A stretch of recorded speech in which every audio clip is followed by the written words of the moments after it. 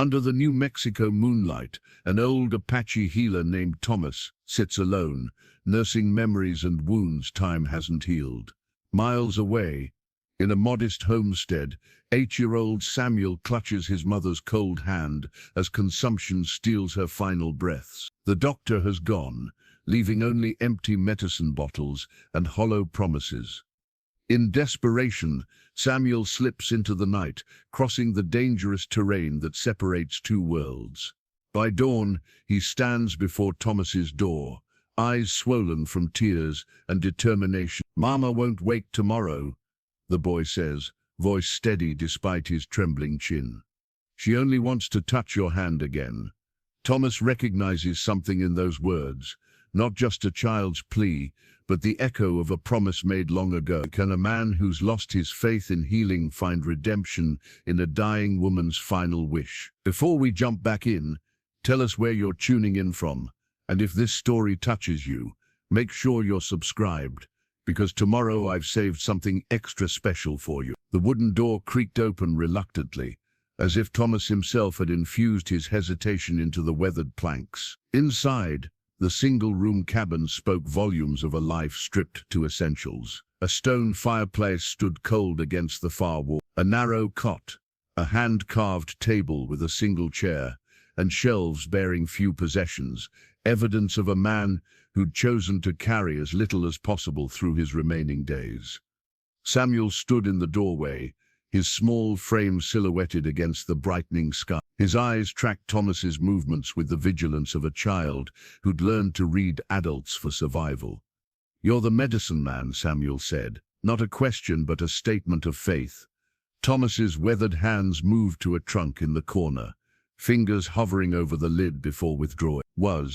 He corrected, his voice rough from disuse. "I was many things once." Sunlight filtered through the single window, illuminating dust motes and casting light on a worn leather satchel hanging from a peg, untouched for years yet positioned where Thomas could see it daily. A deliberate reminder of something he'd chosen to carry yet not use. "My grandfather said Apache healers never stop being healers," Samuel persisted. "He said it's a gift from Creator that can't be returned." Thomas turned, studying the boy with narrowed eyes. "Your grandfather knew Apache. He traded with your people before the soldiers came. He taught my mother about plants and healing." Samuel's chin lifted slightly. "She taught me." Thomas moved to the fireplace, mechanically arranging kindling. "Your mother should have taught you not to wander the desert alone at night. Coyotes would find a boy your size quite appealing." "Coyotes don't scare me," Samuel replied. "Watching my mama die scares me." The words hung in the air between them. Thomas struck a match, watching the small flame catch and grow. Fire, life so easily kindled, so easily extinguished. "The doctor from town, he's given up?" Thomas asked, already knowing the answer. He said to make her comfortable. Samuel spat the word like it tasted bitter. "Said her lungs are too far gone." Thomas nodded slowly. Consumption, the same illness that had taken his Nowlan and their daughter Tyler 15 winters ago. Despite his knowledge, despite prayers and ceremonies, and every herb known to his people, he had watched them wither, had felt their hands grow cold in his. After he had packed away his medicine pouch and walked away from his people, from his calling. "Boy, there are things medicine cannot cure," he said softly. "Not their medicine, not mine. But you haven't even seen her." Samuel stepped forward, desperation edging his voice. "Her name is Eleanor Hammond. She's 32 years old. Her hair is the color of autumn grass, and her eyes are blue like the sky after rain." Thomas froze, the description sparking something in his memory. "Hammond? Your father died 2 winters ago. Mining accident." Samuel's voice remained matter-of-fact, the tragedy already weathered into his young life. "It's just been me and Mama since." Thomas turned away, mind racing through memories. Eleanor Hammond. The name stirred something deep within, a flash of kind blue eyes, gentle hands, tending wounds, a voice singing softly in the darkness of fever. "Impossible." "Your mother," he said carefully. "She lives west of here, near Copper Creek. Samuel's eyes widened. You know her? Thomas moved to the window, gazing westward, as if he could see across the miles to confirm his suspicion. I may have met her long ago. Then you have to come, Samuel insisted. She asked for you before she got too sick to talk much. Said if anyone could help, it would be the Apache healer who lives in the eastern hills. Thomas's heart constricted. He remembered now the young settler woman who had found him wounded after renegades attacked, who had hidden him in her barn and tended his injuries despite the risk. She had saved his life, and in return he had made a promise. If you ever need me, I will come. Thomas turned back to the trunk, kneeling before it with new purpose. The lock was stiff from disuse, the key hidden beneath a floorboard under his bed. Inside lay the tools of his abandoned calling pouches, of dried herbs, ceremonial items, things sacred and powerful that he had turned his back on.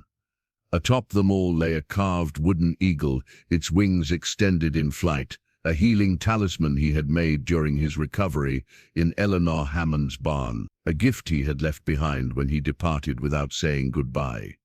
How far to your home? Thomas asked, already knowing he would go, already feeling the weight of a promise made 7 years ago. Half a day's walk, Samuel answered, hope dawning in his tired eyes. Will you come? Thomas lifted the wooden eagle from the trunk, feeling its familiar weight in his palm. I will come, he said softly, but I make no promises about what I can do. Samuel nodded, understanding beyond his years in his solemn face. She only wants to see you again, to thank you. Thomas slipped the wooden eagle into his pocket, its presence both comfort and accusation. He had been running from his gift, from his pain, for too long. Perhaps it was time to face both. Dawn painted the eastern sky in watercolor hues of pink and gold as Thomas secured his cabin door. He traveled light, a small pack containing essentials, dried meat, a canteen of water, and the medicine pouch he'd retrieved from its long rest. Samuel watched him with the quiet patience of a child accustomed to waiting on adults. We follow the creek west, Thomas said, adjusting the pack on his shoulder. Stay close. They set off in silence, the rhythm of their footsteps marking time against the awakening desert. Thomas moved with purpose, his body remembering the paths he'd walked countless times before his self-imposed exile. Samuel matched his pace admirably, though Thomas noted the boy's occasional stumble, evidence of his night journey and lack of rest. Did you sleep at all last night, boy? Thomas asked as they crested a small rise. Samuel shook his head. Couldn't leave Mama alone too long. And who's with her now? Mrs. Finch from the next homestead, Samuel replied. She comes when she can, but she has 7 children of her own. Thomas nodded, mentally calculating how long Eleanor had been alone with only a child to tend her. The thought troubled him more than he cared to admit. As the sun climbed higher, the terrain changed from rocky scrubland to the gentler slopes leading toward the valley where settlers had established their homesteads. Thomas slowed his pace, mindful of the boy's shorter legs and growing fatigue. Rest, he commanded, pointing to a flat boulder beneath a gnarled juniper. Samuel obeyed without protest, sinking onto the stone. From his pocket he produced a small cloth bundle and carefully unwrapped it to reveal a biscuit, hard and days old. Breaking it precisely in half, he offered a portion to Thomas. My mama made these, he said with quiet pride. Before she got too weak, Thomas hesitated, then accepted the offering, recognizing it as the gesture of sharing it was meant to be. Your father, he said between careful bites of the precious food. Tell me about him. John Hammond, Samuel replied. He came west after the war, built our cabin himself. Pride tinged the boy's voice. Mama said I have his hands. Thomas studied the boy's small, capable fingers. Good hands, he acknowledged. Strong. He died in the copper mine collapse. 12 men went in. None came out. Samuel recited the fact with the flat affect of a wound examined so often it had lost its sting. Mama kept everything going after. She's strong too. Thomas felt a stirring of admiration for Eleanor Hammond, Not just the woman who had once saved his life, but the widow who had carried on alone in a harsh land that broke many men. As they rested, Thomas reached into his shirt and withdrew a small object that caught the sunlight. A silver pendant hung from a leather cord around his neck, a small circular medallion etched with a star pattern, worn smooth around the edges from years of handling. Samuel's eyes widened. "That's pretty." Thomas turned the pendant between his fingers. "Your mother gave me this," he said quietly, "when I left her barn." "She never said you were friends," Samuel observed, studying Thomas with renewed interest. "We were not friends," Thomas replied carefully. "I was injured. Renegades men who had left the reservation. They attacked me, thinking I carried valuables. Your mother found me bleeding near your creek. She hid me in your barn, tended my wounds. Why hide you? It was dangerous to help an Apache then." Thomas explained, "The army was relocating my people. Anyone helping us could be punished." Samuel considered this. "But she helped you anyway." "She did." Thomas tucked the pendant back beneath his shirt, feeling its familiar weight against his skin. "When I was well enough to leave, she gave me this," said her grandmother. "Brought it from the old country, across the ocean. Said it would guide me home." "Did it work?" Thomas's mouth curved in a rare, slight smile. "I am still here, so perhaps yes, perhaps no." They continued their journey as the sun climbed higher, following the creek that would eventually lead to the Hammond homestead. Thomas found himself watching Samuel, the boy's determined gait, the set of his jaw so like his mother's. The resemblance was unmistakable now, that Thomas looked for it. "Your mother," Thomas ventured, as they navigated a rocky stretch. "What does she say about me?" Samuel's face brightened. "She tells the story sometimes about the Apache healer, who taught her about desert plants, and how the spirit works through hands that are willing." He glanced at Thomas. "She keeps a journal, writes down everything you taught her." Thomas felt something shift inside him, a settling of pieces long disjointed. "She remembers the medicines." "She uses them," Samuel confirmed. "Helped birth 3 babies in the valley. People come to her when they're sick." The irony was not lost on Thomas. While he had abandoned his healing ways, Eleanor had carried them forward, a keeper of knowledge he had forsaken. The thought humbled him. By mid-afternoon, they had descended into the valley proper. In the distance, Thomas could make out scattered homesteads, simple structures standing defiant against the vast landscape. Samuel pointed to a modest cabin set apart from the others, nestled against a stand of cottonwoods. "There," he said, his pace quickening despite his exhaustion. "Home." Thomas paused, the pendant suddenly heavy against his chest.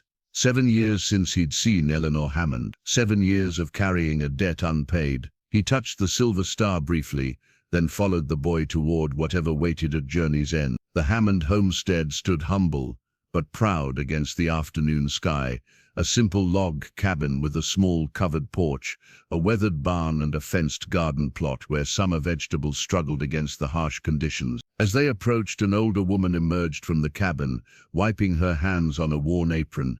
"Samuel Hammond," she called, relief and reproach mingling in her voice. "Where on earth?" Her words faltered as she noticed Thomas. "Mrs. Finch," Samuel said. "I brought the medicine man." The woman's eyes narrowed with suspicion, her body instinctively shifting to block the doorway. "Samuel, your mother needs rest, not—" "It's all right, Martha," came a weak voice from inside. "Let them in." Mrs. Finch hesitated, then stepped aside with clear reluctance. "She's been asking for you, Samuel," she murmured, then added in a lower voice. "She's had a hard morning." Samuel brushed past her, but Thomas paused at the threshold, meeting the woman's concerned gaze. "I mean no harm," he said quietly. "The boy came for me." "She's beyond help," Mrs. Finch replied, her voice catching. "Dr. Wilkins said 2 days at most." Thomas nodded solemnly. "Then perhaps comfort is all I can offer." Inside, the cabin was dim, but meticulously clean. A curtain separated the main living area from what Thomas presumed was a sleeping space. Samuel had already disappeared behind it, his voice audible as he spoke excitedly to his mother. Thomas followed slowly, giving his eyes time to adjust to the low light.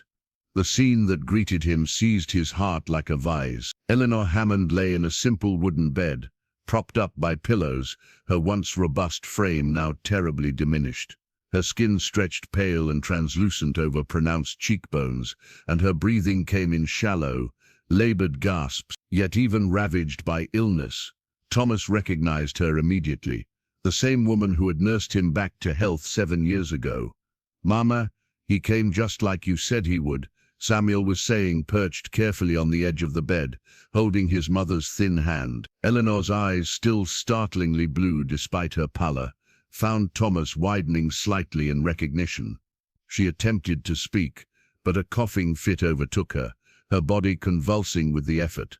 Thomas moved forward instinctively, supporting her shoulders until the spasm passed. A cloth near the bedside came away spotted with blood when she finished.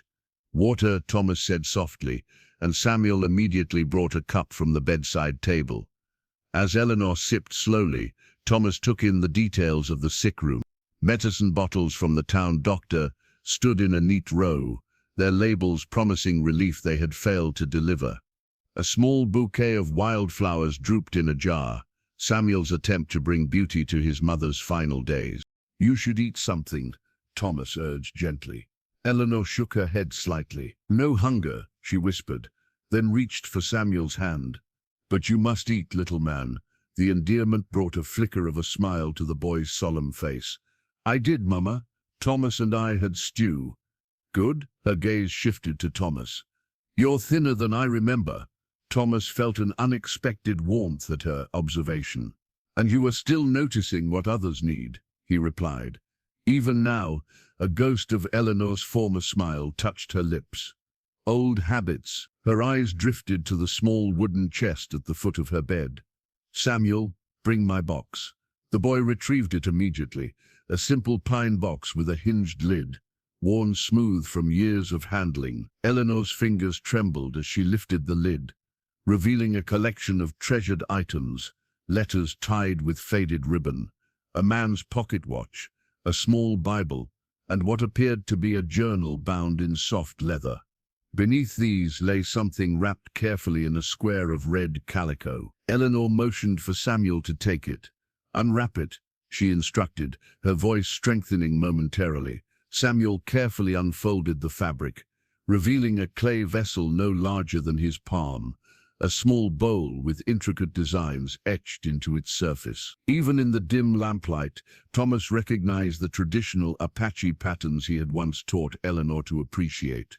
"You made this," Eleanor said to Thomas, "the day before you left."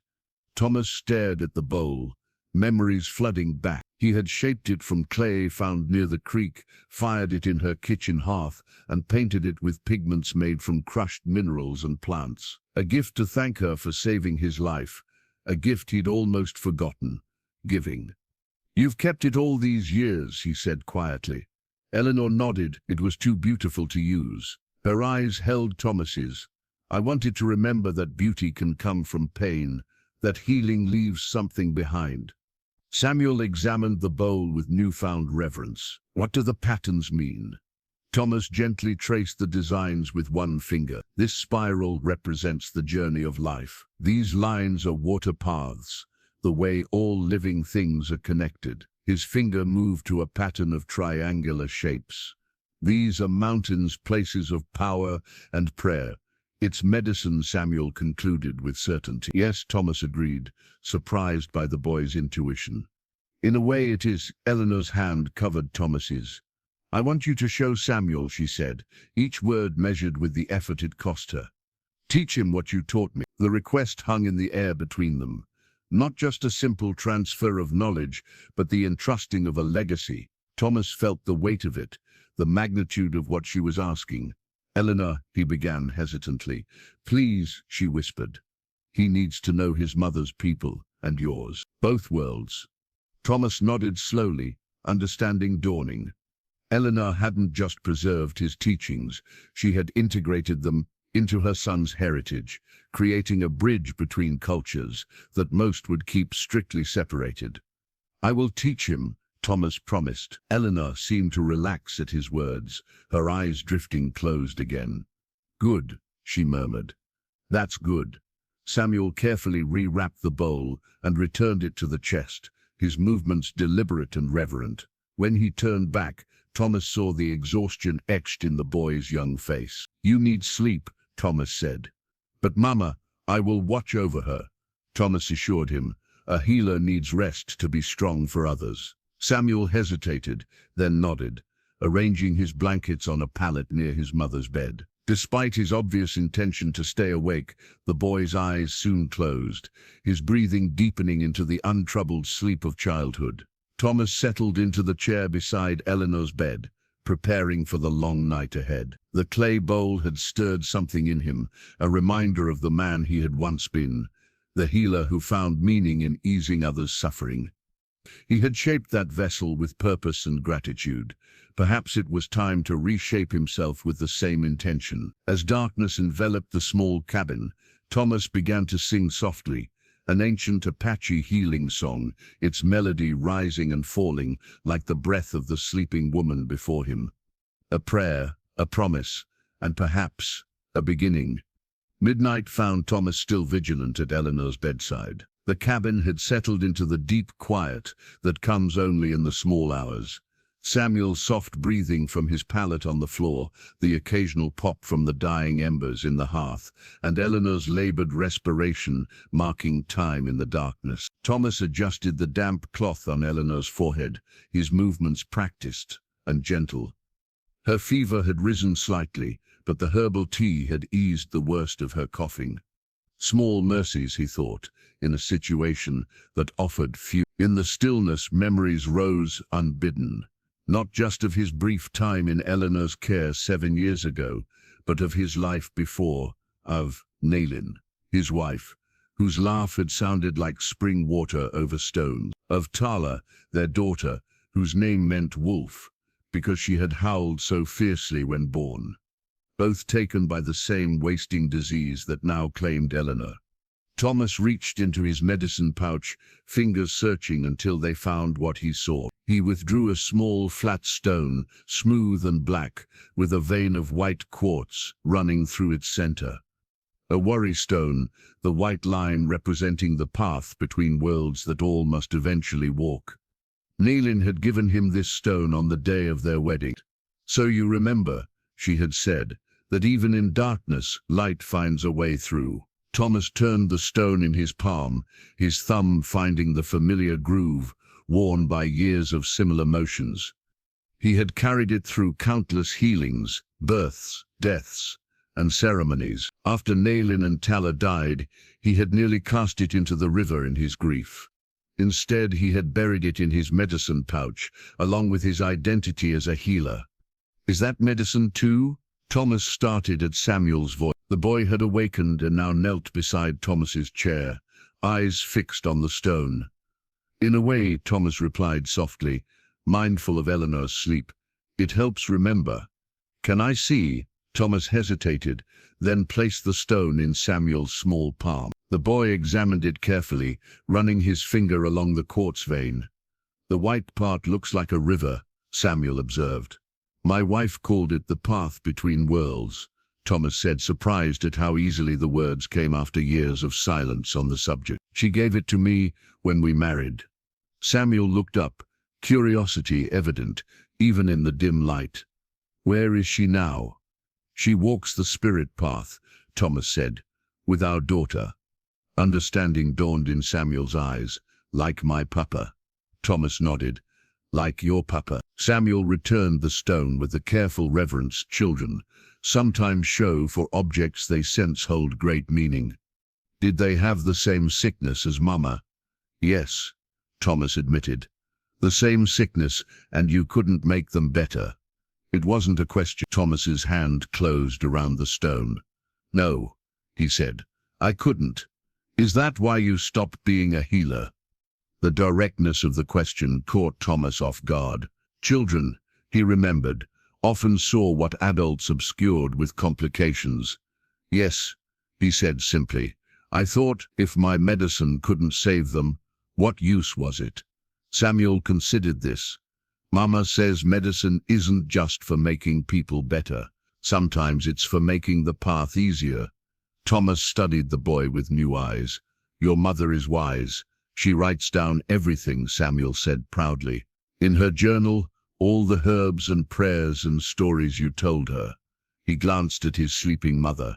She reads them to me at night. Thomas felt something shift within him, a realization that while he had abandoned his calling, Eleanor had honored it, preserving and passing on what he had taught her. The knowledge hadn't died with his family. It had found new life here in this modest cabin, through this remarkable woman. When I was hurt, Thomas said slowly, your mother found me near the creek. I had been shot here. He touched his side, and beaten.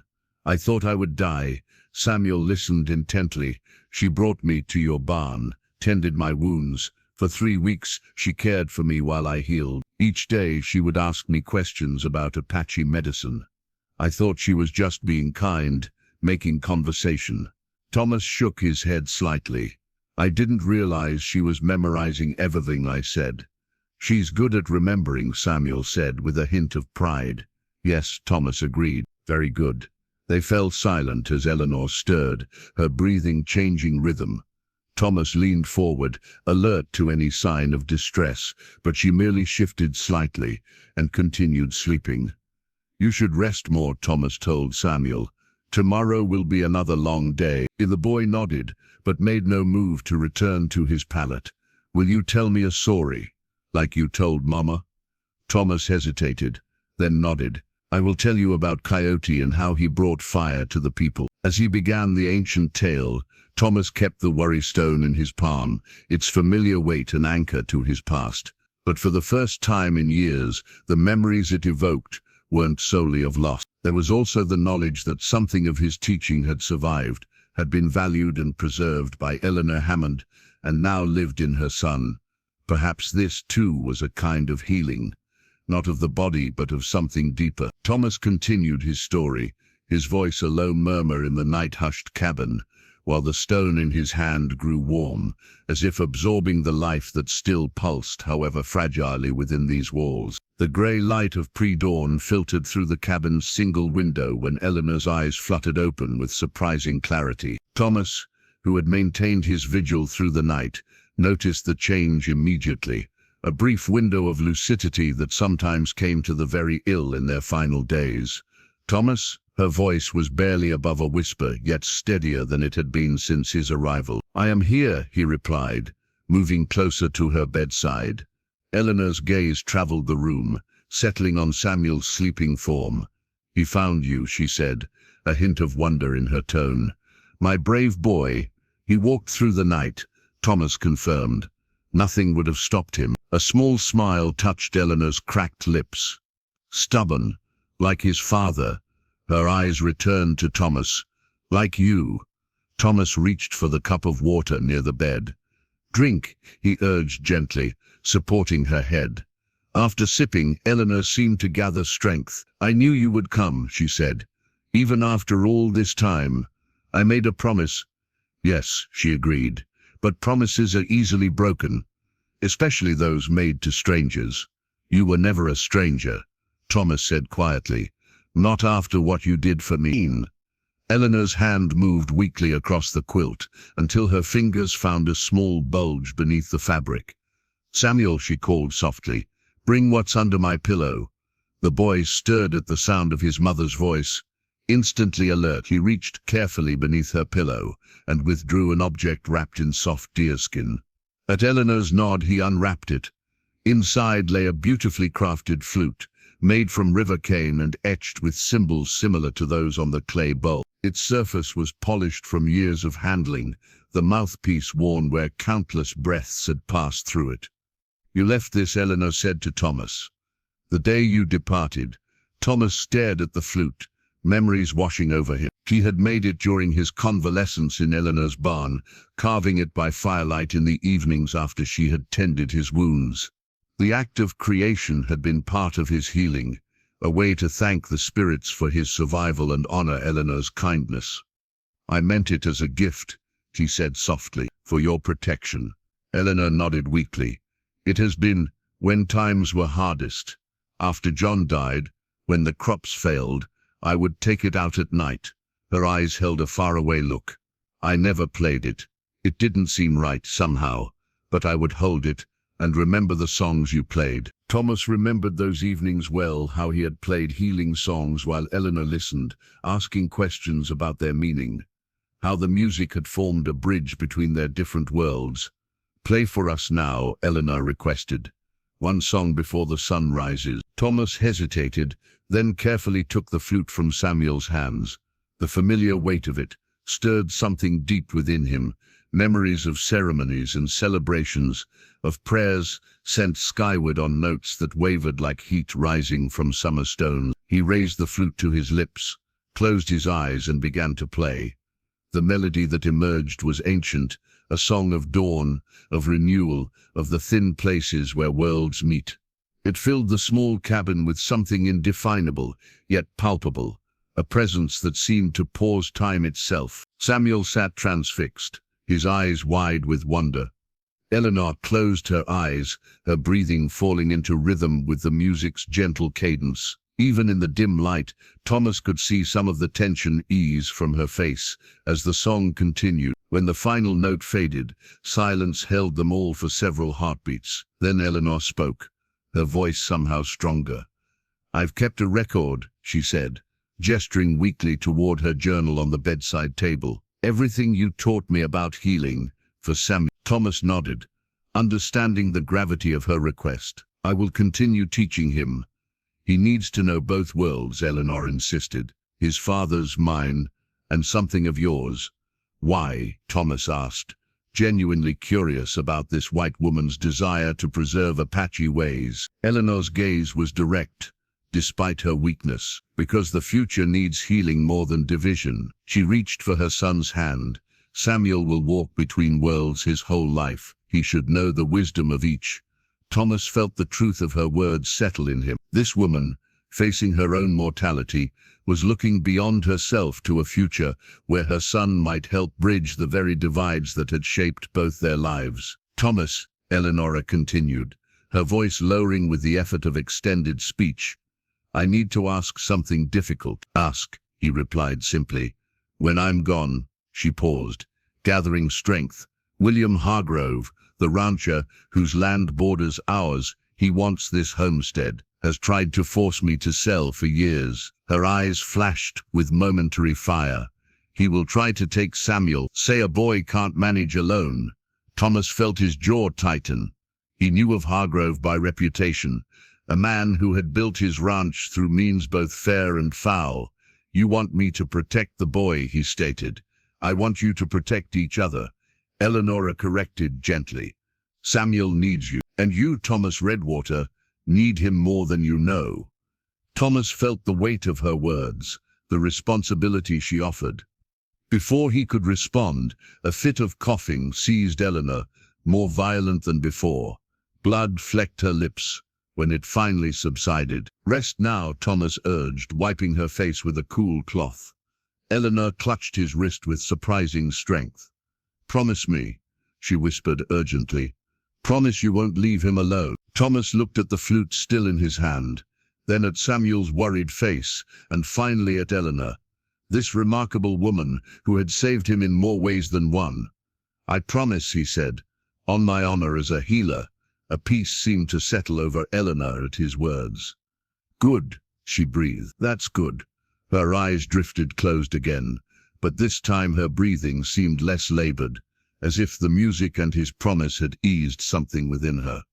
The first ray of sunrise broke through the window, catching the polished surface of the flute and transforming it momentarily to gold. The morning sun had barely cleared the eastern hills when the sound of approaching horses broke the quiet routine. Thomas and Samuel had established. Thomas, who had been teaching the boy how to prepare a poultice of sage and yarrow for Eleanor's chest, paused and looked toward the door. "Someone's coming," he said, his voice dropping to a cautious timbre. "Stay with your mother." Samuel nodded, instantly alert.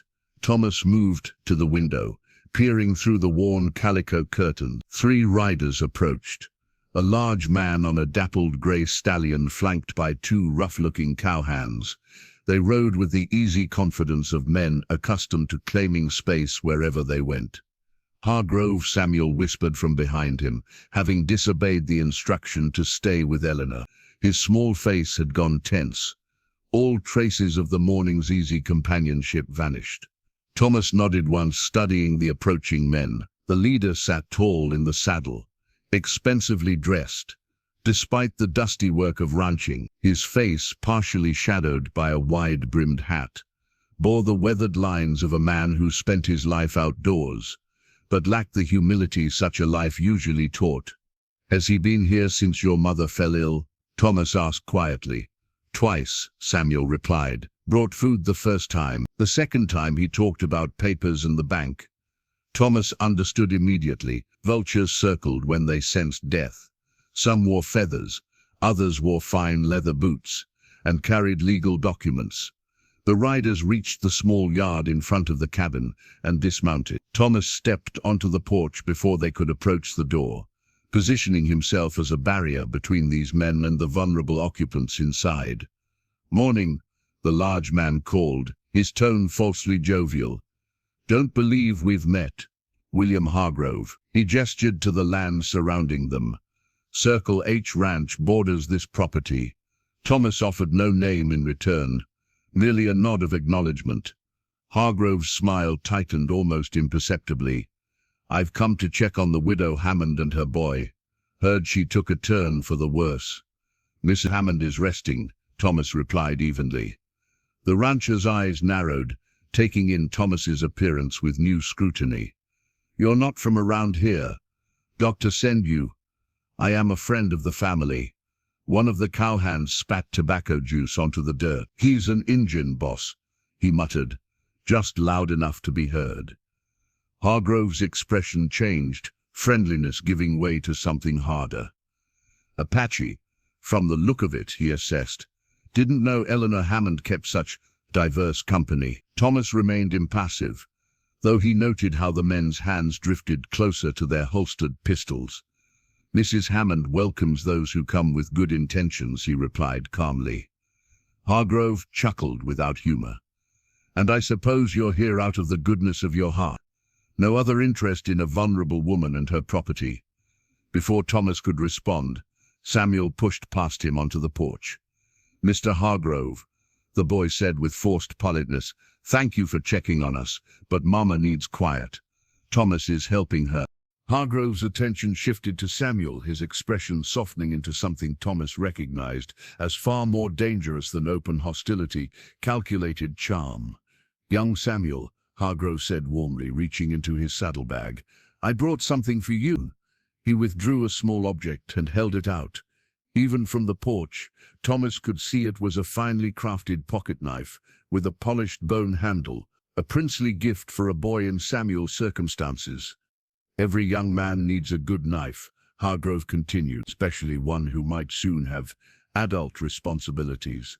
Samuel hesitated, clearly torn between ingrained politeness and instinctive wariness. Thomas placed a gentle hand on the boy's shoulder, neither preventing him from accepting the gift, nor encouraging it. "Thank you, sir," Samuel finally said, stepping forward to take the knife. "It's very fine. Sterling silver inlay on the handle," Hargrove said proudly. "Had it made special in Denver." Thomas watched the exchange carefully, noting the proprietary way Hargrove looked at both the boy and the homestead. This was a man marking territory, establishing a claim through calculated generosity.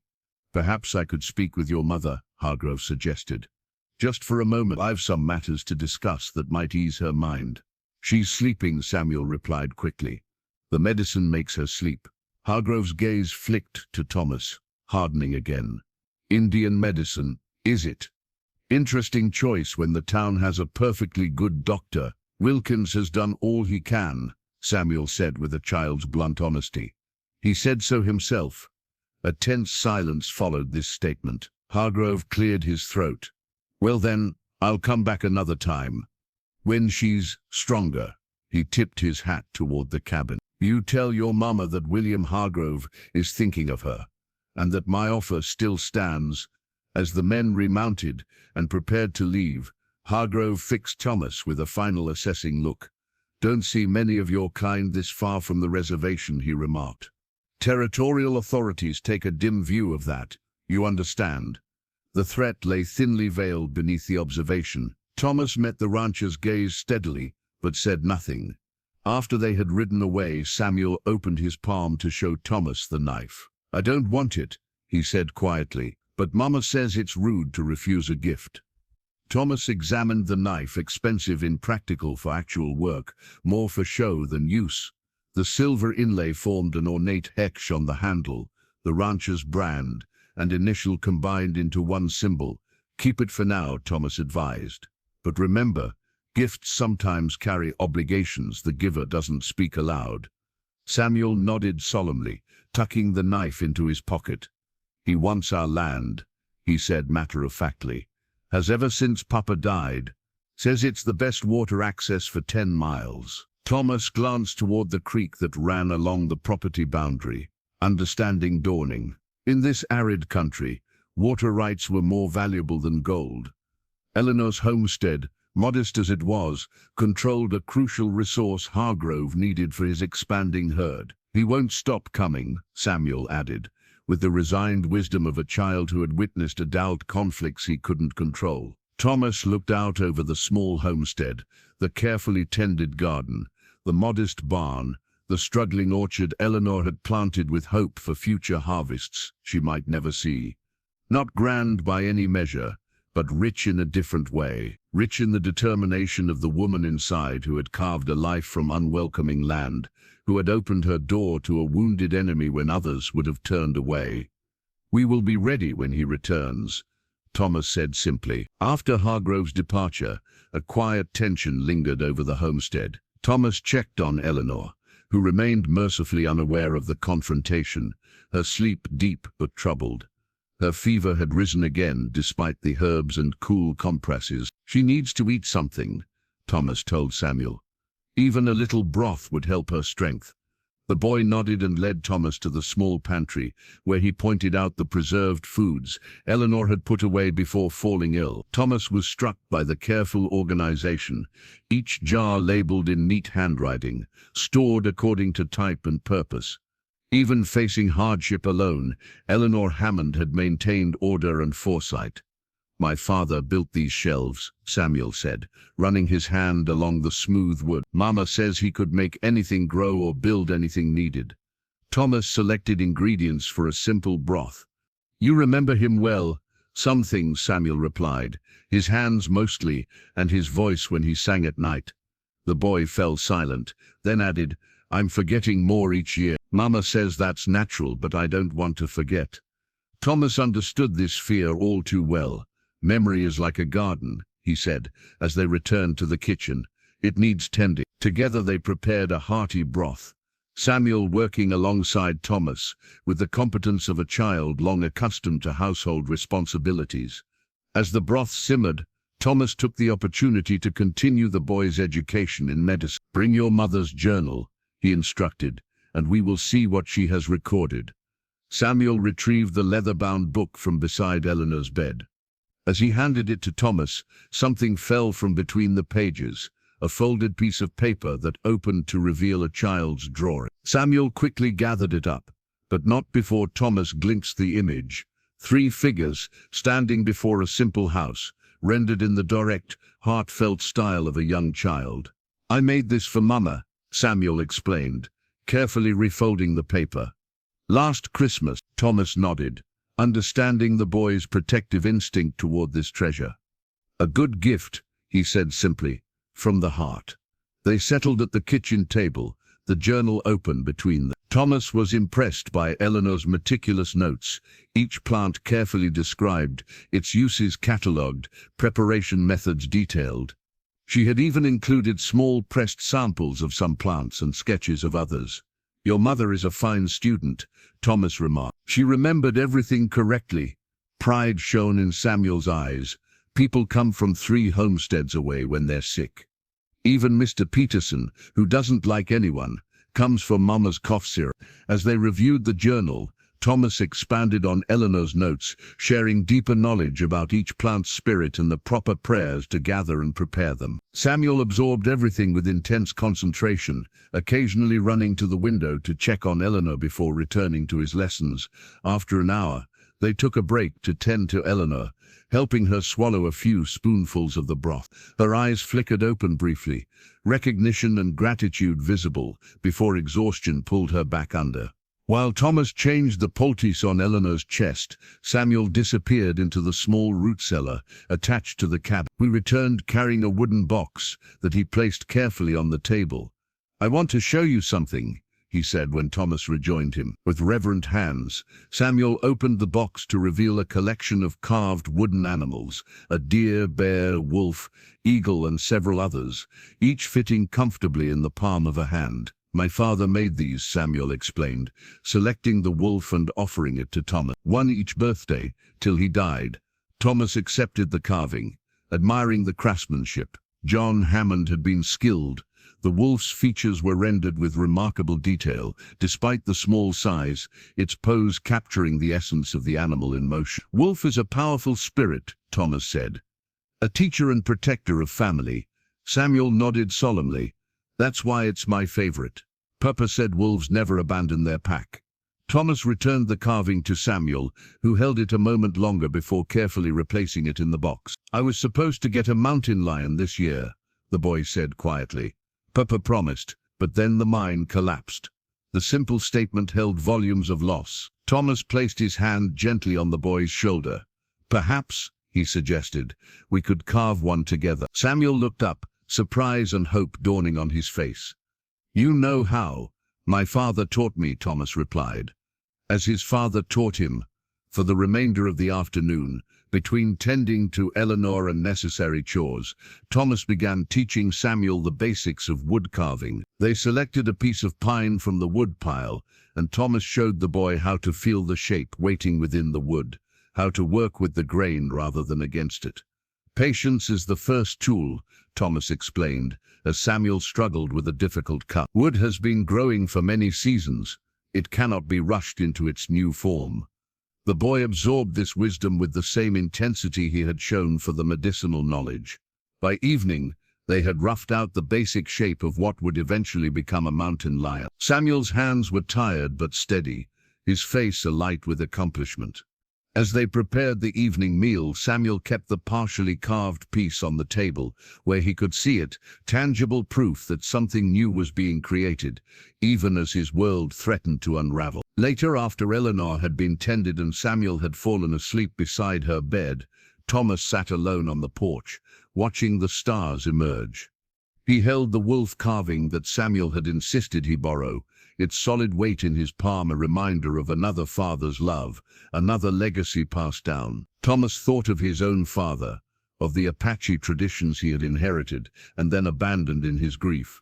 He thought of Eleanor, preserving his teachings in her careful journal, of Samuel learning to create beauty from raw material just as his father had done. Perhaps, Thomas reflected, this was the true medicine being worked here. Not just the herbs and poultices for Eleanor's failing body, but the mending of broken circles, the real connection of what had been severed. The carving in his hand seemed to warm with this recognition, as if the spirit of the wolf approved of the path now taking shape, like the mountain lion emerging from raw wood. The third day of Thomas's stay at the Hammond homestead brought the steady clip-clop of an approaching horse around mid-morning. Thomas, who had been showing Samuel how to properly dry herbs from Eleanor's garden, recognized the measured pace of a town doctor's mare, unhurried yet purposeful. "Dr. Wilkins," Samuel confirmed, shading his eyes against the sun. The doctor was a slight man with spectacles and a neatly trimmed beard peppered with grey.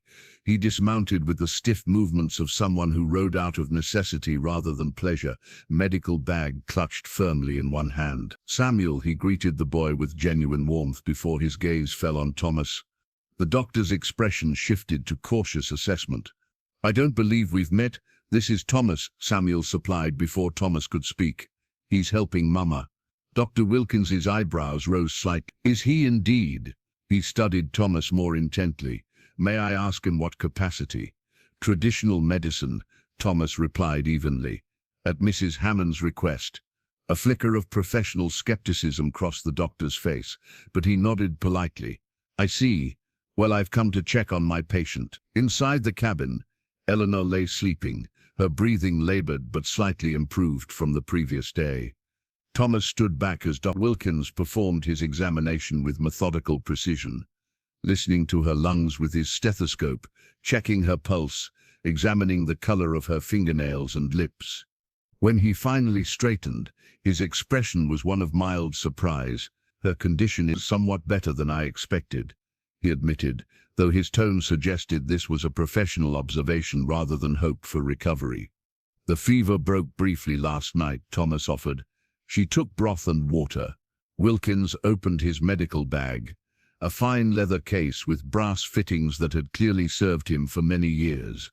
Its surface was worn smooth in places, the leather darkened by countless hands and weather conditions. Inside, glass bottles and instruments nestled in custom-fitted compartments, each in its proper place.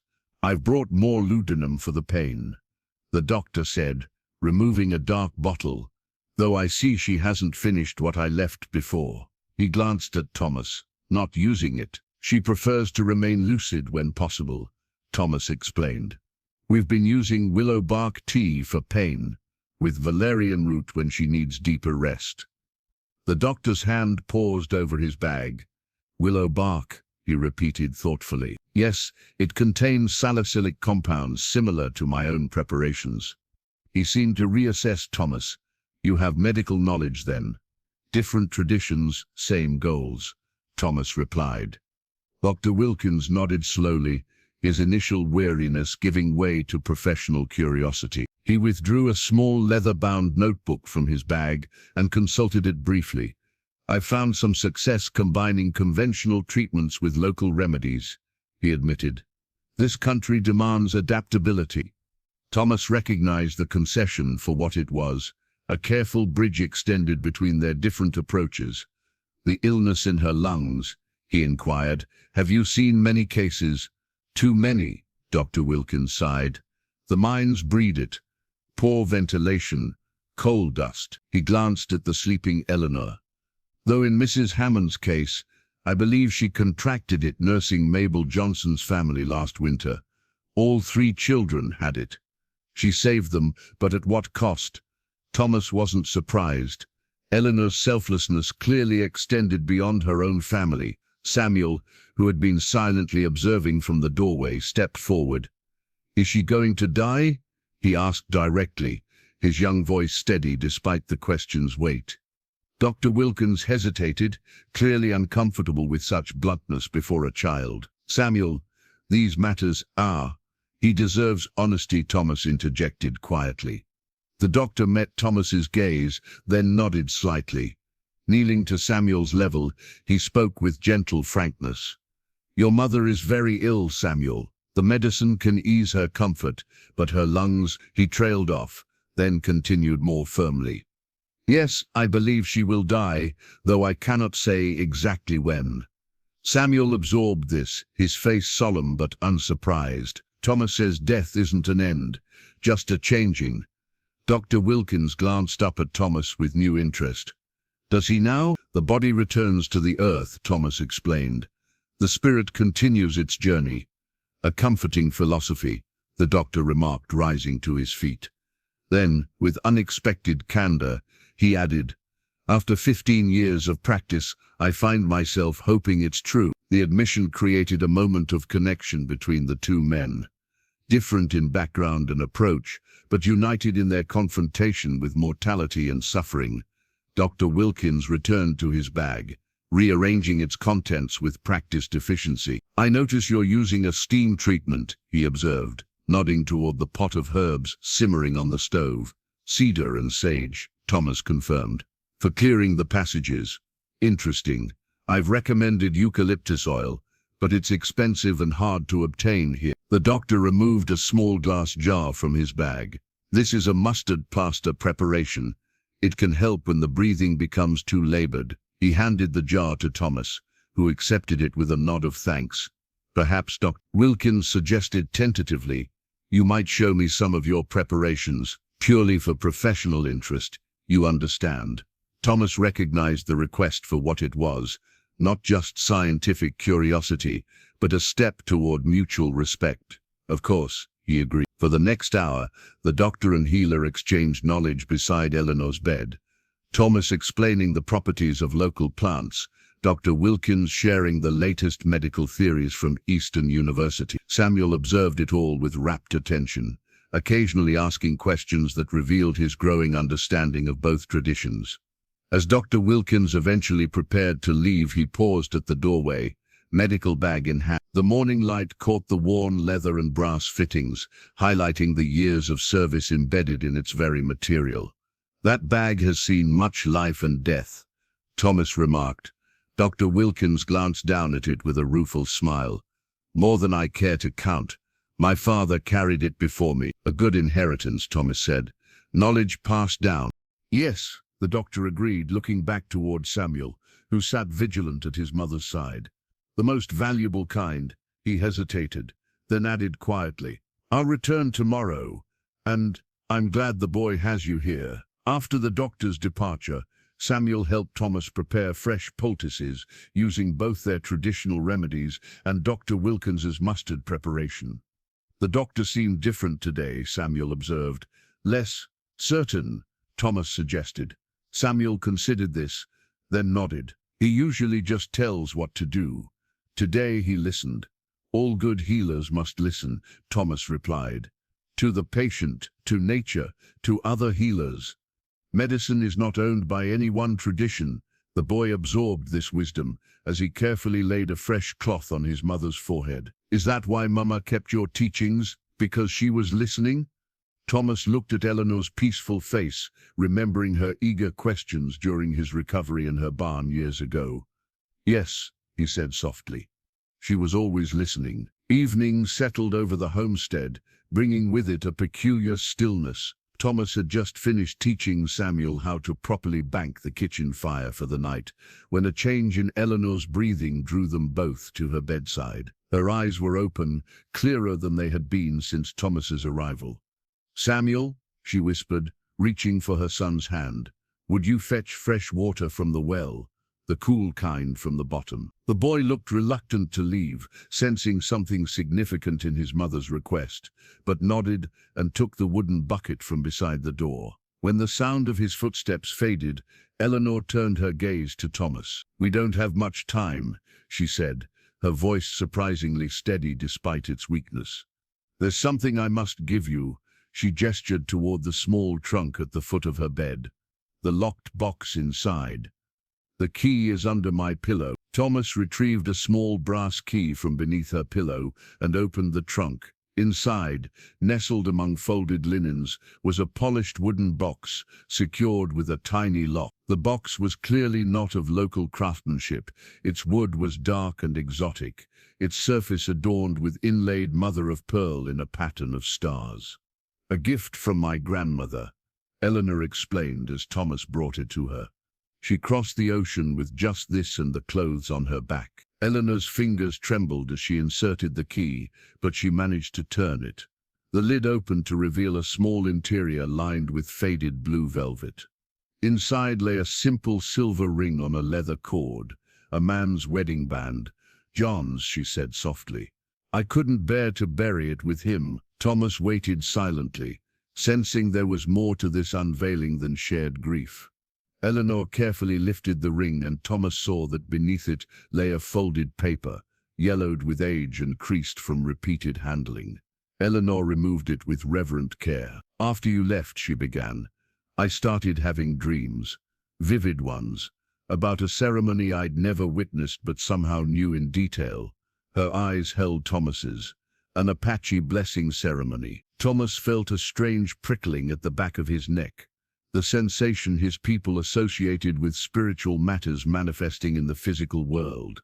I wrote it down, Eleanor continued, unfolding the paper with difficult, trembling fingers. Every detail as it came to me. Night after night, the same dream until I had it all. Thomas accepted the paper from her outstretched hand. The handwriting was unmistakably Eleanor's, the same neat script that filled her medicinal journal, but the words Thomas read in growing amazement. On the page was a detailed description of a sacred Apache blessing ceremony, one performed only for those transitioning between worlds. The words were rendered with uncanny accuracy, including phrases in his native tongue that Eleanor could not possibly have known. "How?" he asked simply, looking up from the paper. Eleanor's smile held a hint of her old strength.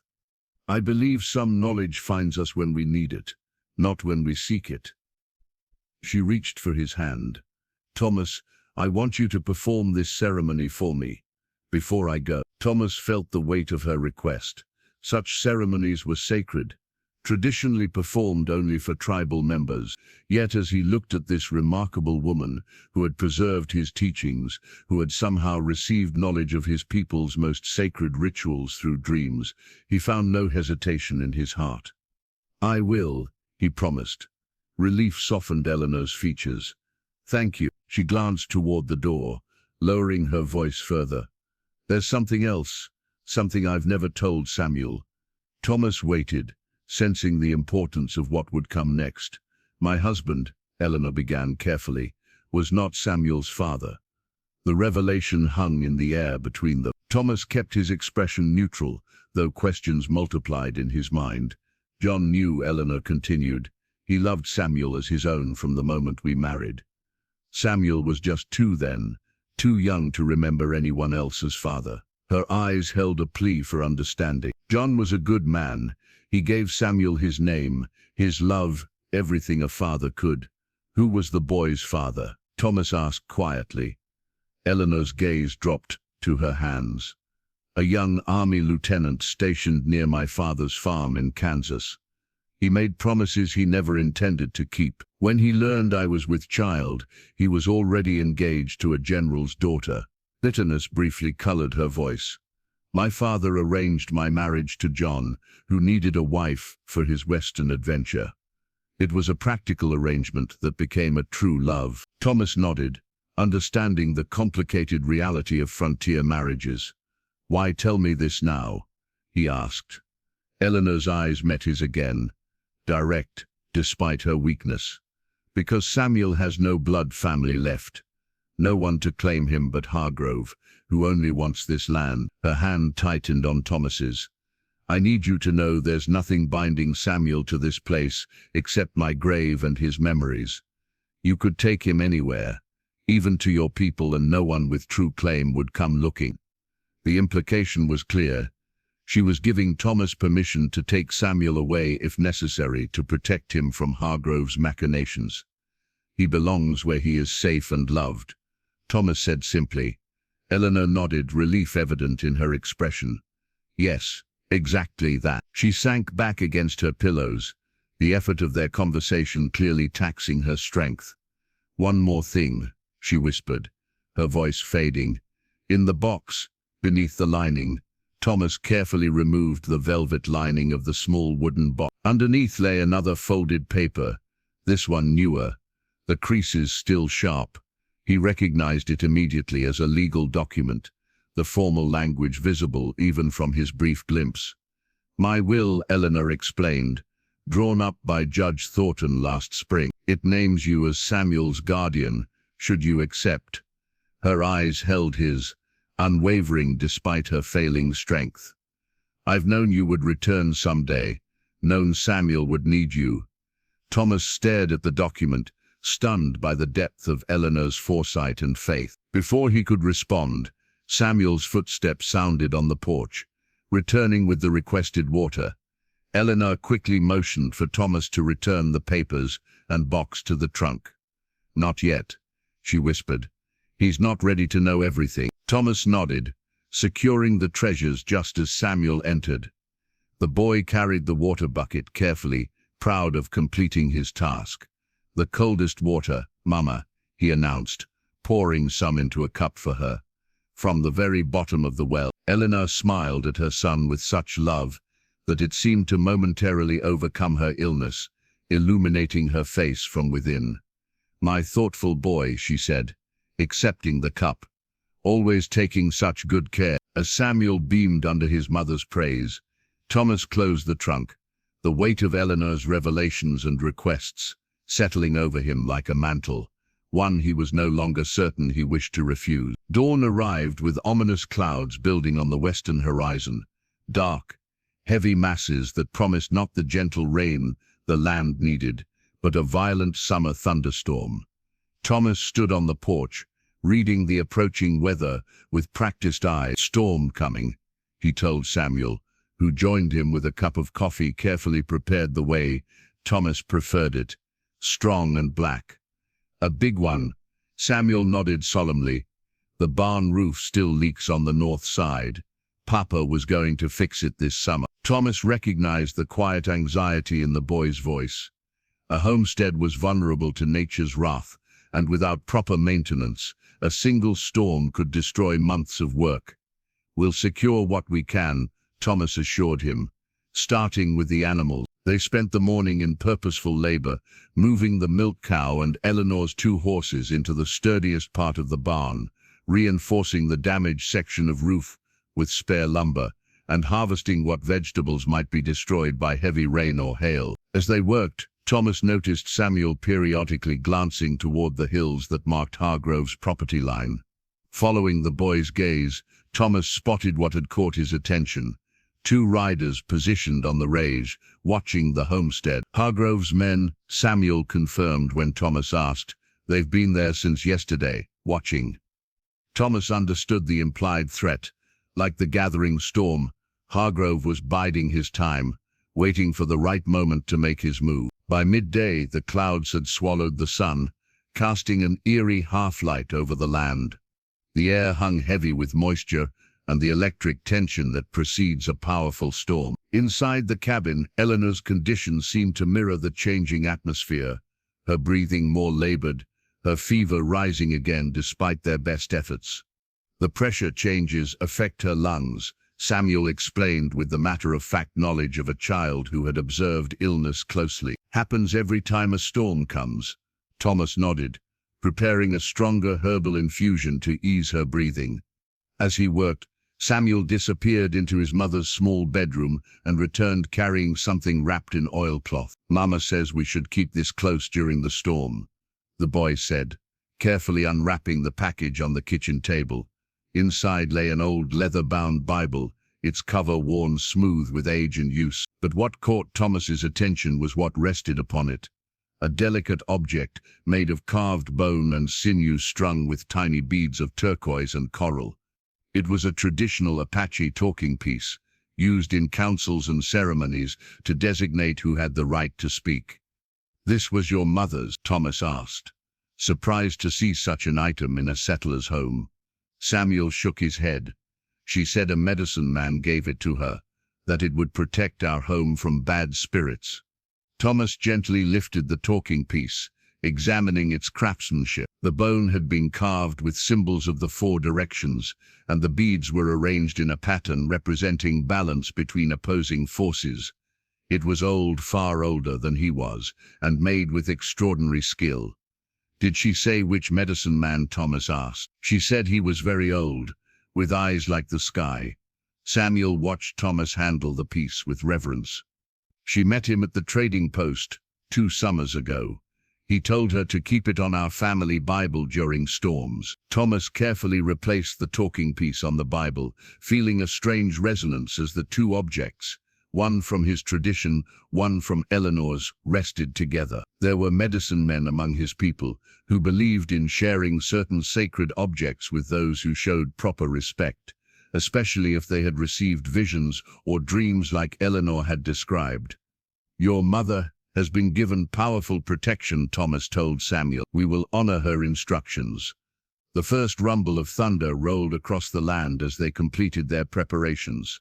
Thomas placed the Bible with its talking piece on a small table near Eleanor's bed, then checked the cabin's windows and door to ensure they were secure. Outside, the wind had risen, bending the young trees Eleanor had planted along the property boundary. Thomas stood at the window, watching the approaching wall of rain, when he noticed movement on the road leading to the homestead.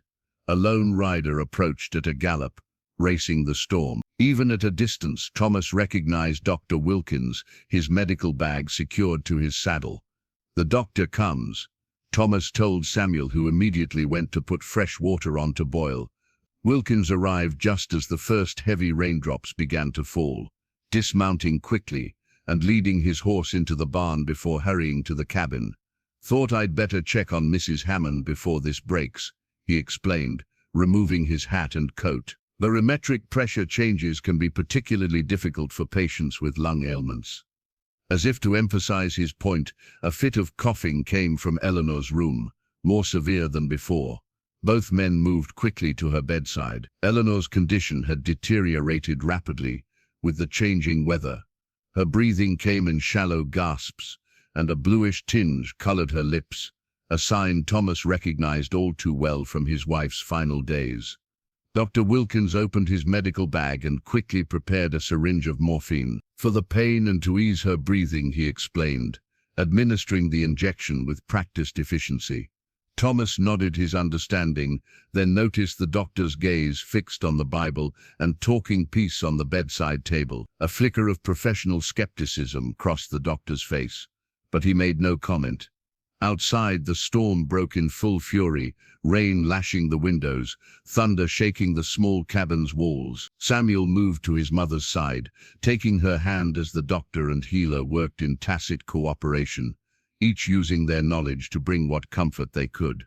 As a particularly violent thunderclap sounded directly overhead, Eleanor's eyes flew open, surprisingly clear and alert. Her gaze found the talking piece on her Bible, then moved to Thomas.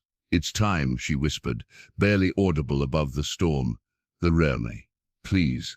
Dr. Wilkins looked between them, confusion evident on his face. "Miss Hammond needs rest, not she knows what she needs," Thomas interrupted gently but firmly. He met the doctor's eyes. "This is a sacred matter. I gave my word." To Thomas's surprise, after a moment's hesitation, Dr. Wilkins nodded and stepped back. "I'll wait in the other room," he said quietly. "Call if her condition changes." When they were alone except for Samuel, Thomas carefully lifted the talking piece from the Bible. The bone felt warm despite the room's chill, as if it had absorbed the energy of the storm raging outside. "Samuel," Eleanor called weakly, "bring me the box." As Samuel retrieved the wooden box containing the ceremonial instructions, Thomas held the talking piece, feeling a connection to whoever had made it generations ago, another healer who had somehow known it would be needed here. In this moment, as the storm of nature and the storm of life and death converged on this small homestead, Eleanor's fingers closed around the talking piece when Thomas placed it in her hand, a small smile of peace crossing her face, despite her evident pain. Outside, lightning illuminated the world in stark relief, and for a moment, the boundary between worlds seemed as thin as the cabin walls that sheltered them from the storm's fury. The storm transformed night into something elemental and raw, a darkness punctuated by brilliant flashes of lightning that illuminated the cabin in stark relief. Rain drummed against the roof with relentless intensity, and thunder rolled across the valley like the voice of something ancient and powerful. Inside, Thomas had carefully moved the furniture to create an open space around Eleanor's bed. Samuel helped him spread a blanket woven with geometric patterns on the floor, one of Eleanor's prized possessions that she had requested specifically for this purpose. From his medicine pouch, Thomas withdrew a small deerskin bundle and unwrapped it reverently. Inside lay 4 perfect eagle feathers, each bound at the base with sinew and adorned with a single bead, white, black, yellow, and red, representing the 4 directions, the 4 stages of life, the 4 elements of creation. "These were given to my grandfather by his grandfather," Thomas explained to Samuel, who watched with solemn attention. "They have been used in healing ceremonies for generations." Eleanor had been moved to the center of the blanket, propped up with pillows. Despite her weakness, her eyes remained clear and focused, watching Thomas's preparations with quiet intensity. Dr. Wilkins had retreated to a corner of the room, his scientific skepticism evident in his expression, but tempered by respect for his patient's wishes. "The morphine will keep her comfortable," he had told Thomas quietly, but I don't expect her to last the night. Thomas nodded his acknowledgement of the prognosis, but offered no comment. In his experience, the spirits sometimes had different plans than medical science anticipated. As Thomas arranged the sacred items for the ceremony, a particularly violent thunderclap shook the cabin. In the momentary silence that followed, Eleonora spoke with surprising strength. "Samuel," she called, "bring the bundle from beneath my pillow." The boy carefully retrieved a small package wrapped in red calico, the same fabric that had protected the clay bowl. He placed it in his mother's hands, and she slowly unwrapped it to reveal a medicine bag of soft buckskin, adorned with intricate beadwork in a pattern of stars that echoed the designs on her wooden box. "I made this," she said, looking at Thomas, "following the instructions that came in my dreams."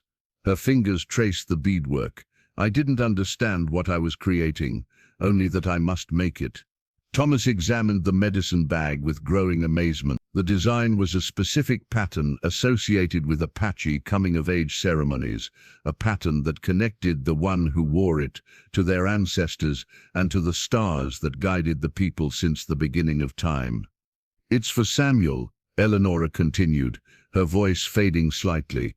"For when, after," Thomas understood. "I will keep it safe until the proper time," he promised, accepting the medicine bag. With the ceremonial items assembled, Thomas began. He lit a small bundle of sage and cedar, letting the smoke purify the space as he moved around Eleanor in a clockwise direction. The fragrant smoke mingled with the smell of rain and ozone from the storm, creating an atmosphere that seemed to exist between worlds. "We stand at the threshold," Thomas began in Apache, then repeated in English for Samuel and Eleanor. "Between earth and sky, between darkness and light, between what has been and what will be." He placed the eagle feathers at the 4 directions around Eleanor, then handed the talking piece to Samuel. "Hold this," he instructed the boy. "It connects your voice to those who came before and those who will come after." Samuel accepted it with trembling hands, cradling it as if it were made of glass. "Now we begin the journey prayer," Thomas said, and started a low, rhythmic chant that rose and fell like the wind outside. To his surprise, Eleanor joined in at certain phrases, words she couldn't possibly know unless the dreams she spoke of had indeed been visions granted by the spirits. Her voice was weak, but determined, and the look of peace on her face transcended her evident pain. Wilkins watched from his corner, his expression shifting from scientific detachment to something more complex, a reluctant wonder at witnessing something his medical training had never prepared him for. As the ceremony progressed, Thomas felt the familiar shift in his awareness that came during powerful spiritual work, a deepening of perception, a thinning of the boundaries between the visible and invisible worlds. In this state, he sensed rather than saw the presences gathering around them, ancestors, guides, those who had walked the spirit path before. "Samuel," Thomas said, "place your hand on your mother's heart." The boy did as instructed, his small hand resting gently on Eleanor's chest. "Now close your eyes and tell me what you feel." Samuel was silent for a long moment, his face a study in concentration. "Warmth," he finally said, "like sunshine, and movement, like birds flying." Thomas nodded, unsurprised by the boy's natural sensitivity. "That is your mother's spirit preparing for its journey. Strong and free." Eleanor smiled at her son, tears tracking silently down her pale cheeks. "I will always be with you," she whispered. "In the wind, in the stars, whenever you need me." As if responding to her words, the storm outside intensified, rain lashing the windows with renewed fury. But within the ceremonial space, a profound calm had settled, the eye of the storm, both literal and metaphorical. Thomas continued the ceremony, moving now to the transitional prayers, those that eased the passage between worlds. As he spoke the ancient words, he felt Eleanor's spirit responding, brightening somehow despite her body's evident failing. Samuel, still holding the talking piece, suddenly gasped. "Mama," he whispered, "there are lights around you." Thomas saw it too, not with his physical eyes, but with the deeper sight that came in sacred moments. A luminescence that had nothing to do with the lightning outside surrounded Eleanor, pulsing gently with each labored breath she took. "The ancestors welcome you," Thomas told her softly. "They have come to guide you home." Eleanor's eyes widened slightly, and Thomas knew she was seeing them too, those who had gone before, gathering to accompany her on the journey ahead. "John," she whispered, a smile transforming her pain-lined face, "and your wife, Naylin." Thomas felt his heart constrict at the name. "You see her?" Eleanor nodded weakly. "She's beautiful. She says thank you for teaching our son." Thomas couldn't speak, overcome by the simple message from beyond. Samuel looked between them, sensing the profound nature of what was happening even if he didn't fully understand it. Outside, a tremendous thunderclap directly overhead shook the cabin's very foundation. In the same moment, Eleanor drew a deep, clear breath, the first unlabored breath she had taken in days, and released it slowly, her eyes fixed on something only she could see. The talking piece in Samuel's hands suddenly grew warm, glowing with a soft inner light. The boy held it up in wonder as the final phase of the ceremony and Eleanor's transition began. Dawn broke with startling clarity after the storm. The world washed clean and gleaming. Thomas stood on the porch, watching the sun rise over distant hills, still shrouded in mist. Behind him in the cabin, Eleanor slept peacefully, not the restless sleep of the gravely ill, but a deep, healing slumber that had come upon her in the final moments of the ceremony. It defied Dr. Wilkins's prognosis and Thomas's own expectations. She had not died during the night. Instead, as the storm reached its peak and the ceremony its culmination, something had shifted. Her breathing had eased, her fever broken. The doctor had checked her repeatedly, his scientific mind struggling to reconcile what his instruments and training told him with what his eyes witnessed. "I don't understand it," he had admitted as he prepared to leave at first light. By all medical knowledge, she should not have survived the night. Her lungs are still severely compromised, but he shook his head. "I'll return this afternoon. Keep her comfortable. That's all we can do." Now, as Thomas performed his morning prayers facing the rising sun, he pondered the mysteries of healing and faith. He had conducted the ceremony as a preparation for Eleanor's passing, yet something unexpected had occurred. Not a complete healing, but a reprieve, a small miracle that even his traditional knowledge couldn't fully explain. Samuel joined him on the porch, his young face showing the strain of the night's vigil, but also a quiet hope. "Mama's still sleeping," he reported. "Her breathing sounds better." Thomas nodded. The ceremony helped her spirit find balance. "Now we must wait and see what path the Creator has chosen." They worked together in comfortable silence, tending to the animals and assessing the storm damage. A section of the garden fence had collapsed under a fallen branch, and water pooled in the lower field, but overall, the homestead had weathered the tempest well. It was mid-morning when Thomas spotted the approaching riders, not one or two, but 5 men on horseback, with William Hargrove's substantial figure leading the procession. Beside him rode a lean man with a silver star pinned to his vest, the county sheriff. "Samuel," Thomas said calmly, "go inside and stay with your mother." The boy glanced toward the riders, his expression hardening with recognition. "That's Sheriff Collins with Mr. Hargrove." "Inside," Thomas repeated more firmly. "Now." Samuel reluctantly obeyed, disappearing into the cabin as the riders reached the yard. Thomas remained on the porch, his posture relaxed but alert, as the men dismounted. "Morning," Sheriff Collins called, removing his hat. Unlike Hargrove, whose expensive attire remained pristine, the sheriff's clothes showed signs of hard use and honest work. "Hope the storm didn't cause too much trouble for Mrs. Hammond." "The homestead stands," Thomas replied simply. Hargrove stepped forward, impatience evident in his bearing. "Sheriff, this is the man I told you about, living here without permission, practicing who knows what kind of heathen rituals." Sheriff Collins raised a hand, silencing the rancher. "I'll handle this, William." He turned to Thomas. "Sir, I'm obliged to ask your business here. Mrs. Hammond's neighbors have expressed concern." Before Thomas could respond, the cabin door opened and Samuel emerged, carrying something in his hands. Despite Thomas's warning glance, the boy approached and stood beside him. "Thomas is helping my mother," Samuel stated clearly. "She asked him to come." Sheriff Collins nodded to the boy. "That's so, Samuel. Your mother invited this man here?" "Yes, sir. I went and got him myself." Hargrove made a dismissive sound.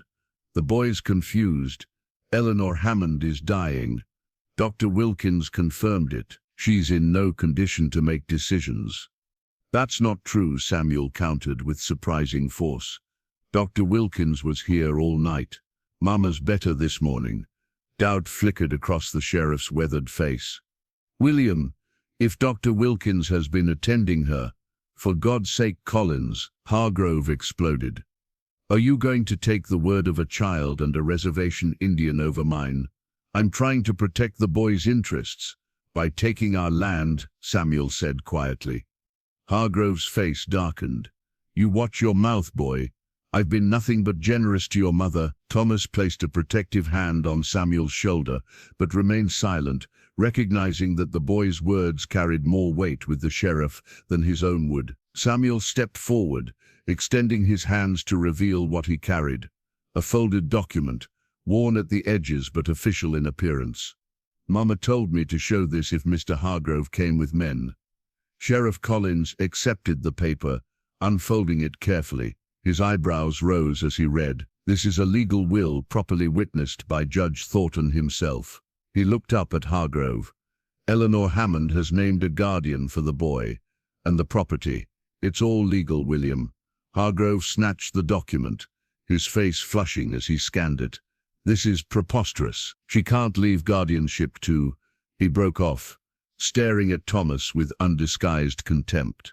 To him, the will names Thomas Redwater as Samuel's guardian upon her death. Sheriff Collins confirmed, reclaiming the document from Hargrove's grip. Judge Thornton's signature makes it binding. Thomas felt a complex mix of emotions at hearing his full name, a name he hadn't used since leaving his people. Eleanor had known it somehow, had recorded it legally months before he arrived. Hargrove wasn't finished.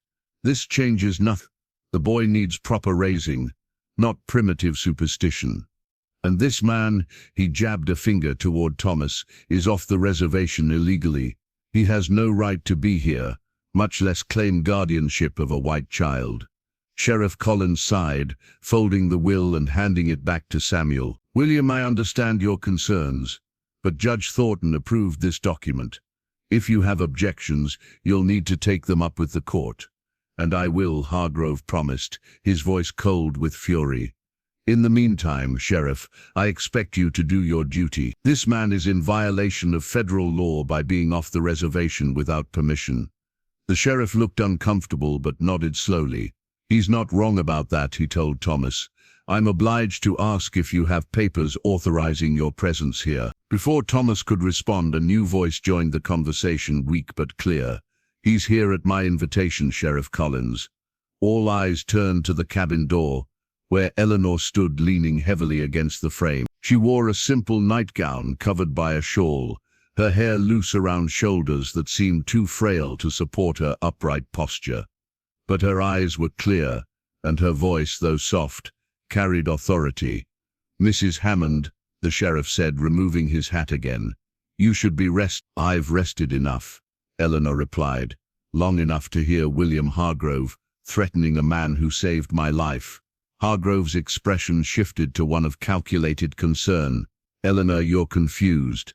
The fever—" "My mind is perfectly clear, William," she interrupted. "Clear enough to remember that Will was drawn up specifically to protect my son from you."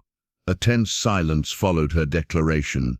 Sheriff Collins looked between the parties, clearly weighing his responsibilities against the complicated situation. "Ma'am," he finally said, "I'm glad to see you improved. But Mr. Hargrove raises a valid legal point about Mr. Redwater's status." Eleanor nodded weakly. Then we'll resolve it legally. Judge Thornton will be here tomorrow to check on me. We can address any concerns then. She swayed slightly, her strength visibly fading. Thomas moved quickly to support her, and to everyone's surprise, Sheriff Collins stepped forward as well, helping her back inside to her bed. Samuel followed, still clutching the will that had momentarily halted Hargrove's schemes. Outside, Thomas could hear the rancher's angry protests. But the sheriff's response was firm. Not today, William. The woman's alive, the boy's safe, and any legal matters can wait for the judge. I suggest you ride home and prepare your case if you're determined to pursue this. When the sheriff returned to the porch, his expression was troubled. She's stronger than I expected, but still very ill, he told Thomas quietly. Hargrove won't give up easily. He's wanted this water access for years.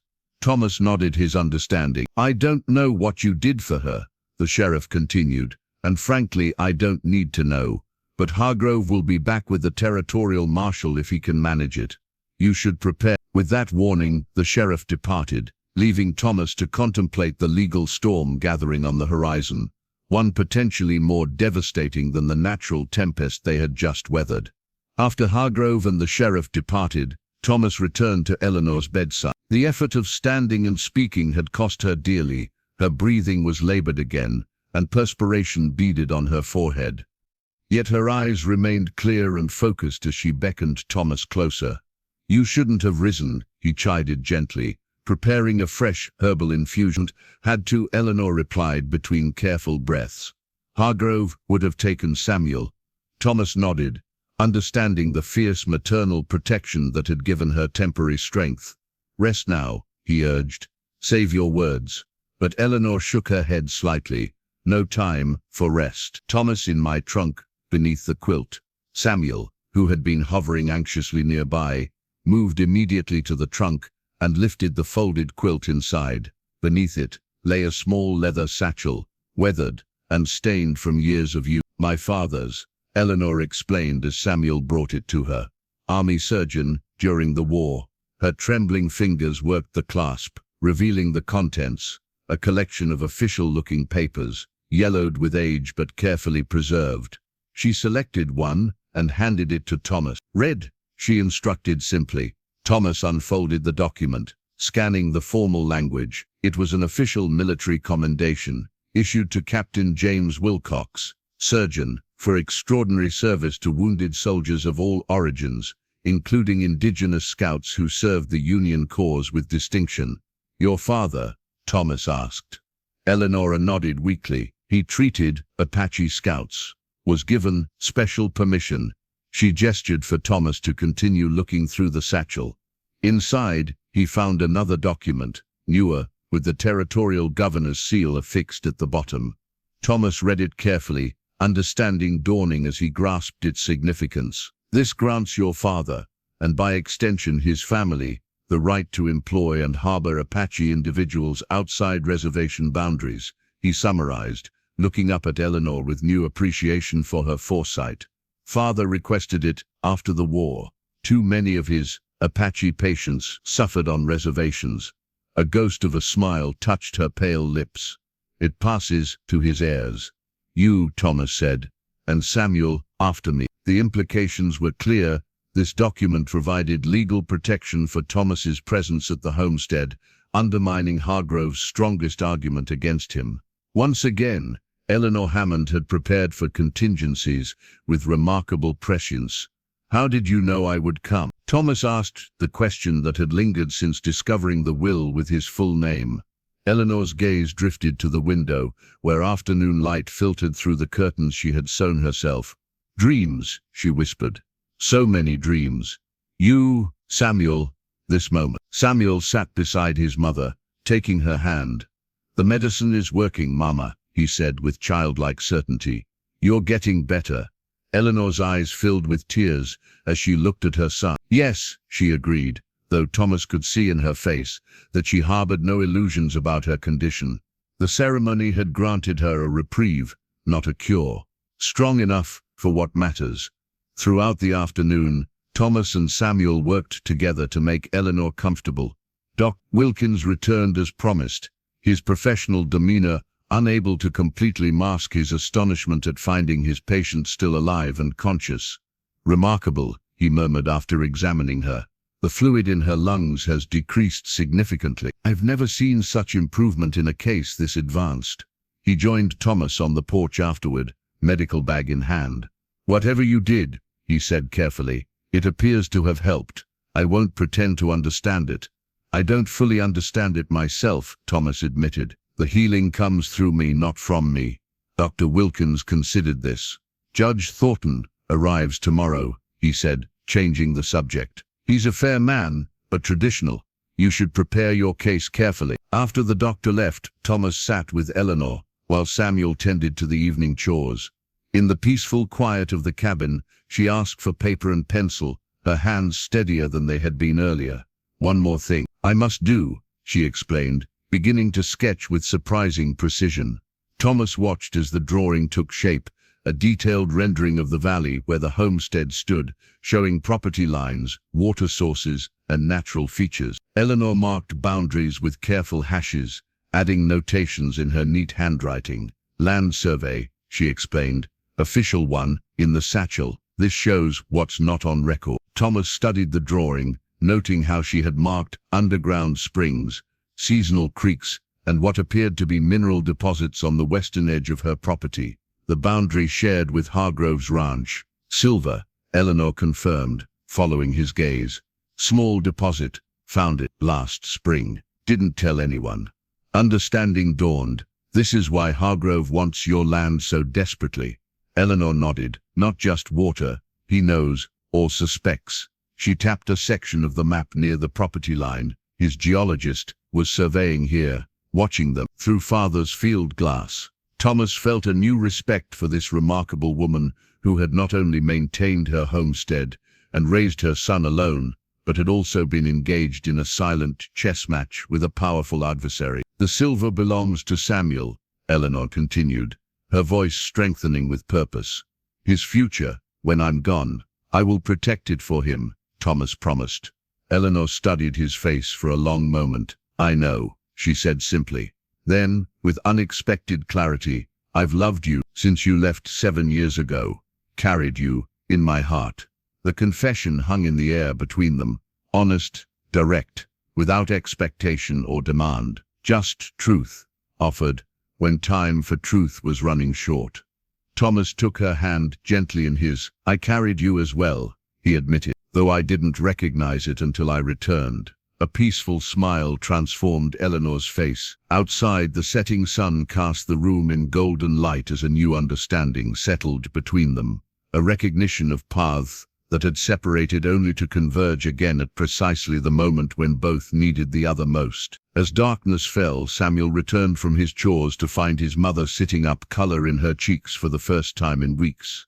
Her hand still clasped in Thomas's, as they talked quietly of things a child couldn't fully comprehend, but somehow recognized as sacred. Morning brought the sound of approaching horses, not the thundering gallop of Hargrove's men, but the measured pace of official business. Thomas stood on the porch as 3 riders came into view: Sheriff Collins, a distinguished older man who could only be Judge Thornton, and a third figure, whose formal attire and bearing marked him as someone of authority. Samuel joined Thomas, his young face solemn.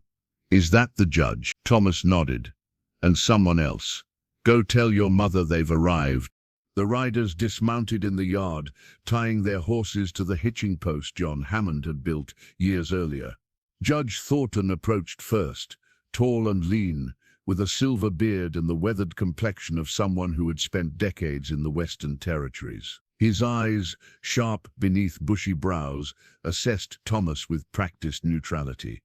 Judge Thornton, Thomas greeted him with a respectful nod. "Mr. Redwater, I presume," the judge replied. He gestured to his companion.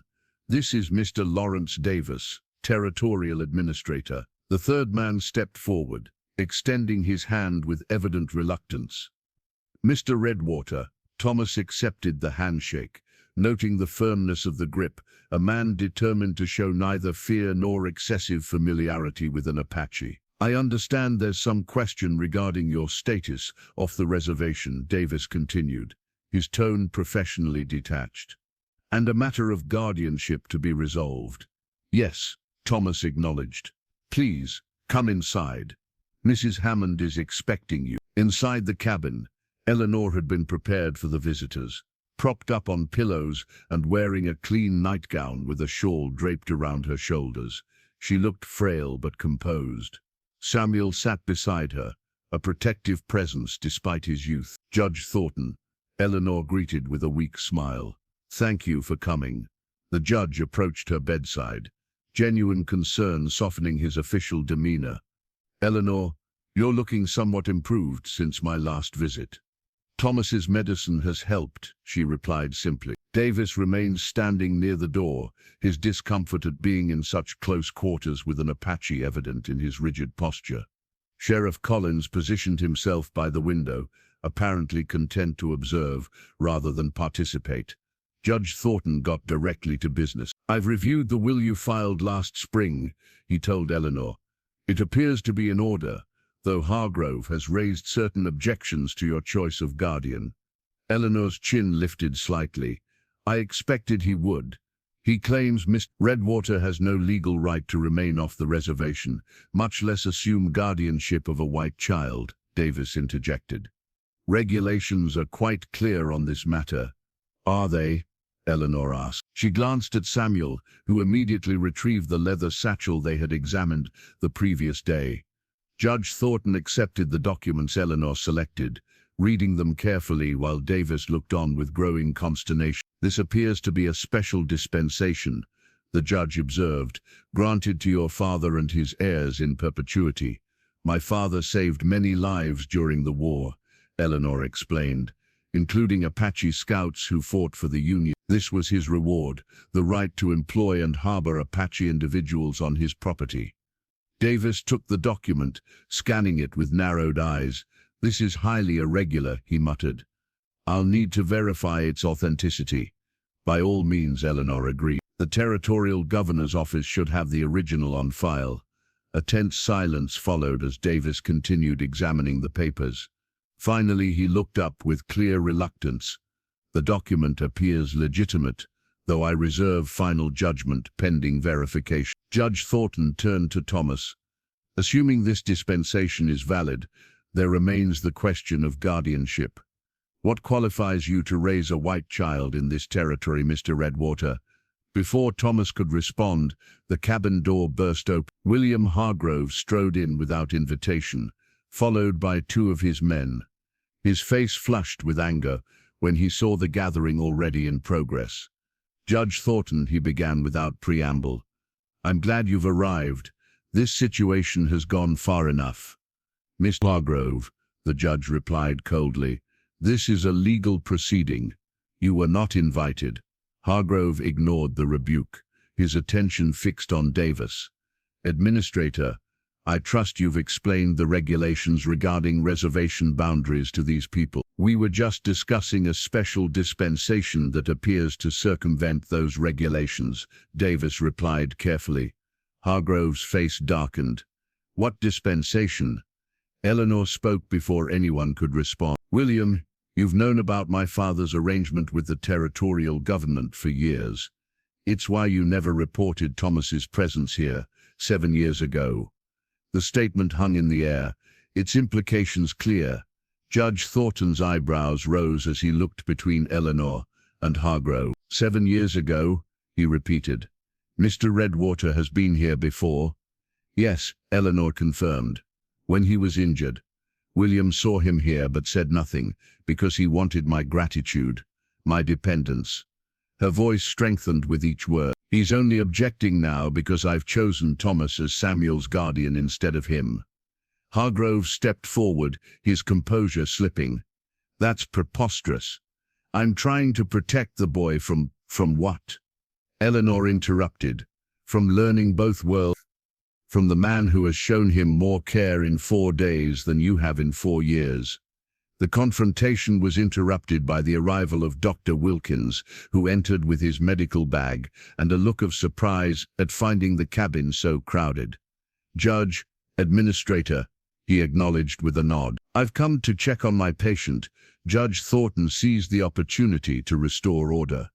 Perhaps we should continue this discussion outside while the doctor examines Mrs. Hammond. The men filed out onto the porch, leaving only Dr. Wilkins, Eleanor, and Samuel inside. Thomas noted the calculating look that crossed Hargrove's face as they stepped outside, a man recalibrating his strategy in the face of unexpected obstacles. Judge Thornton, Hargrove began once they were outside. Regardless of any arrangement with the territorial government, there remains the question of propriety. Surely you cannot condone placing a young white boy in the care of the man his mother has chosen. Judge Thornton finished firmly. A man who by all accounts has demonstrated considerable skill and compassion in treating Mrs. Hammond's condition. Dr. Wilkins himself declared her beyond help just days ago. Hargrove countered. Now she sits up and speaks. There's something unnatural about this recovery. The cabin door opened as Dr. Wilkins emerged, closing it carefully behind him. All eyes turned to him expectantly. Doctor, Judge Thornton said, your professional assessment, if you please. Dr. Wilkins glanced at Thomas before addressing the judge. Miss Hammond's condition has improved significantly since my last visit. Her lungs are still severely compromised, but the immediate crisis appears to have passed. He paused, choosing his next words carefully. I cannot explain the mechanism of recovery, but I cannot deny its reality either. And you attribute this to, Davis prompted. Dr. Wilkins straightened his shoulders, to a combination of conventional and traditional medicine administered with exceptional skill. His gaze met Thomas's directly. I've learned a great deal from observing Miss Redwater's methods these past days. The simple acknowledgement from a medical professional carried weight that Thomas's own words never could have. He inclined his head slightly in thanks. Hargrove wasn't finished. From inside his coat, he withdrew an envelope sealed with an official stamp. Perhaps this will clarify matters, he said, handing it to Administrator Davis. I took the liberty of wiring the Indian Affairs Office in Santa Fe yesterday. Davis broke the seal and read the contents, his expression growing grave. This is a removal order, he announced, requiring all unauthorized Apache individuals to return to the San Carlos Reservation immediately. The dispensation, Thomas began, is subject to review, Hargrove interrupted with undisguised triumph. In the meantime, the order stands. Judge Thornton accepted the document from Davis, reading it with a frown. This appears to be in order, he admitted reluctantly. However, given the unusual circumstances and Mrs. Hammond's condition, I believe a temporary stay is warranted. On what grounds? Hargrove demanded. On the grounds of basic human decency, the judge replied sharply, and on my authority as circuit judge for this territory. The standoff was interrupted by Samuel, who emerged from the cabin carrying something wrapped in a cloth. He approached Judge Thornton directly, his young face set with determination. Sir, he said formally, my mother asks that you look at this before making any decisions. The judge unwrapped the cloth to reveal a silver badge, tarnished with age but unmistakable in its authority. It was a U.S. Marshal's star, the kind carried by those who enforced federal law in the territories. It belonged to my grandfather, Samuel explained. My mother says to tell you he was more than just an army surgeon. He worked for Judge Parker in the Indian Territories before coming here. Judge Thornton examined the badge with newfound respect. Judge Isaac Parker, he murmured. The hanging judge of Fort Smith. He looked at Samuel with increased interest. Your grandfather served with him. Yes, Mama says to tell you that Judge Parker himself signed the dispensation along with the territorial governor. She says you'll find his signature on the back of the document. Davis quickly re-examined the paper. Finding the additional signature that had escaped initial note, his expression shifted from skepticism to uncertainty. Judge Parker's authority in these matters was considerable, he admitted. Hargrove's face had gone pale, his confident demeanor crumbling as this new information undermined his position. This changes nothing, he insisted, but his voice lacked conviction. The boy needs proper raising, proper schooling, which his mother has arranged for. Judge Thornton interjected. He turned to Thomas. Miss Redwater, would you be willing to ensure the boy receives formal education alongside his other learning? Thomas nodded solemnly. I would. The town school is less than an hour's ride. The judge seemed satisfied. Then, pending verification of these documents, I see no reason to interfere with Mrs. Hammond's wishes. The removal order is stayed until such verification is complete. Hargrove's carefully constructed plan was collapsing before his eyes. With a final glare at Thomas, he stormed off the porch toward his waiting horse, his men trailing behind in confused silence. As they rode away, Judge Thornton handed the marshal's badge back to Samuel. Your mother is a remarkable woman, he said quietly, as was your grandfather, it seems. Samuel accepted the badge with reverent care, cradling the tarnished star as if it contained not just his family's history, but his future as well. The days following Judge Thornton's visit brought a tentative peace to the Hammond homestead. Hargrove had retreated, though Thomas occasionally spotted his men watching from distant ridgelines, a reminder that the rancher's ambitions remained, merely delayed rather than defeated. Eleanor's condition stabilized into what Wilkins called a plateau, neither declining nor improving, but balanced on a precarious edge that could tip either way. She tired easily and coughed frequently, but remained clear-minded and determined to use whatever time remained to prepare Samuel for the future. On the 7th morning since Thomas's arrival, Eleanor called them both to her bedside. The early light filtered through the curtains, casting soft patterns across the quilt covering her diminished form. Samuel, she said, her voice weak but steady, bring the cedar box from the top shelf. The boy retrieved a small, unadorned box made of fragrant cedar wood. Unlike Ellenmore's other treasured containers, this one bore no decorative elements. Its beauty lay in the simplicity of its construction and the rich reddish hue of the wood. Your father made this, Eleanor told Samuel as he placed it carefully on her lap. The last thing he crafted before the mine accident. She opened the lid to reveal a clay pipe nestled in a bed of soft buckskin, not a common settler's pipe, but one crafted in the traditional Apache style, with a long stem and bowl etched with symbols of the 4 directions, the sun and the moon. Thomas recognized it immediately as a ceremonial pipe, one used for sacred purposes rather than casual smoking. The craftsmanship was extraordinary, reflecting knowledge and respect for Apache traditions that few white men possessed. John made this? Thomas asked, unable to hide his surprise. Eleanor nodded. After you left, I told him about your teachings. He became curious. Started trading with Apache craftsmen who came through, learning their techniques. A small smile touched her pale lips. He said if his son was to know both worlds, he should help build the bridge between them. She lifted the pipe from its resting place and held it out to Thomas. It's never been used. He was waiting for the right ceremony. Her eyes met his, filled with meaning. I think he would want you to use it now for Samuel's blessing. Thomas accepted the pipe with appropriate reverence, feeling the perfect balance of the piece and noting the careful attention to traditional design. John Hammond, a man he had never met, had created an object that perfectly bridged their different worlds, just as Eleanor had suggested. Samuel needs to be prepared, Eleanor continued, her voice growing weaker. For what comes next, for both worlds. Thomas understood what she was asking. A teaching ceremony, he said, to prepare him for the path ahead. Eleanor nodded, relief evident in her face. Yes, while I can still participate. That afternoon, Thomas prepared for the ceremony with meticulous care. He instructed Samuel in gathering sage and cedar for smudging, explaining the significance of each plant and the proper prayers to offer when harvesting them. All living things give themselves to us, he explained, as they worked. Plants, animals, the water, the stone. Our task is to receive these gifts with gratitude and use them with respect. Samuel absorbed these teachings with the same solemn attention he had shown for everything Thomas shared. His young hands worked alongside Thomas's weathered ones, learning through touch and action as much as through words.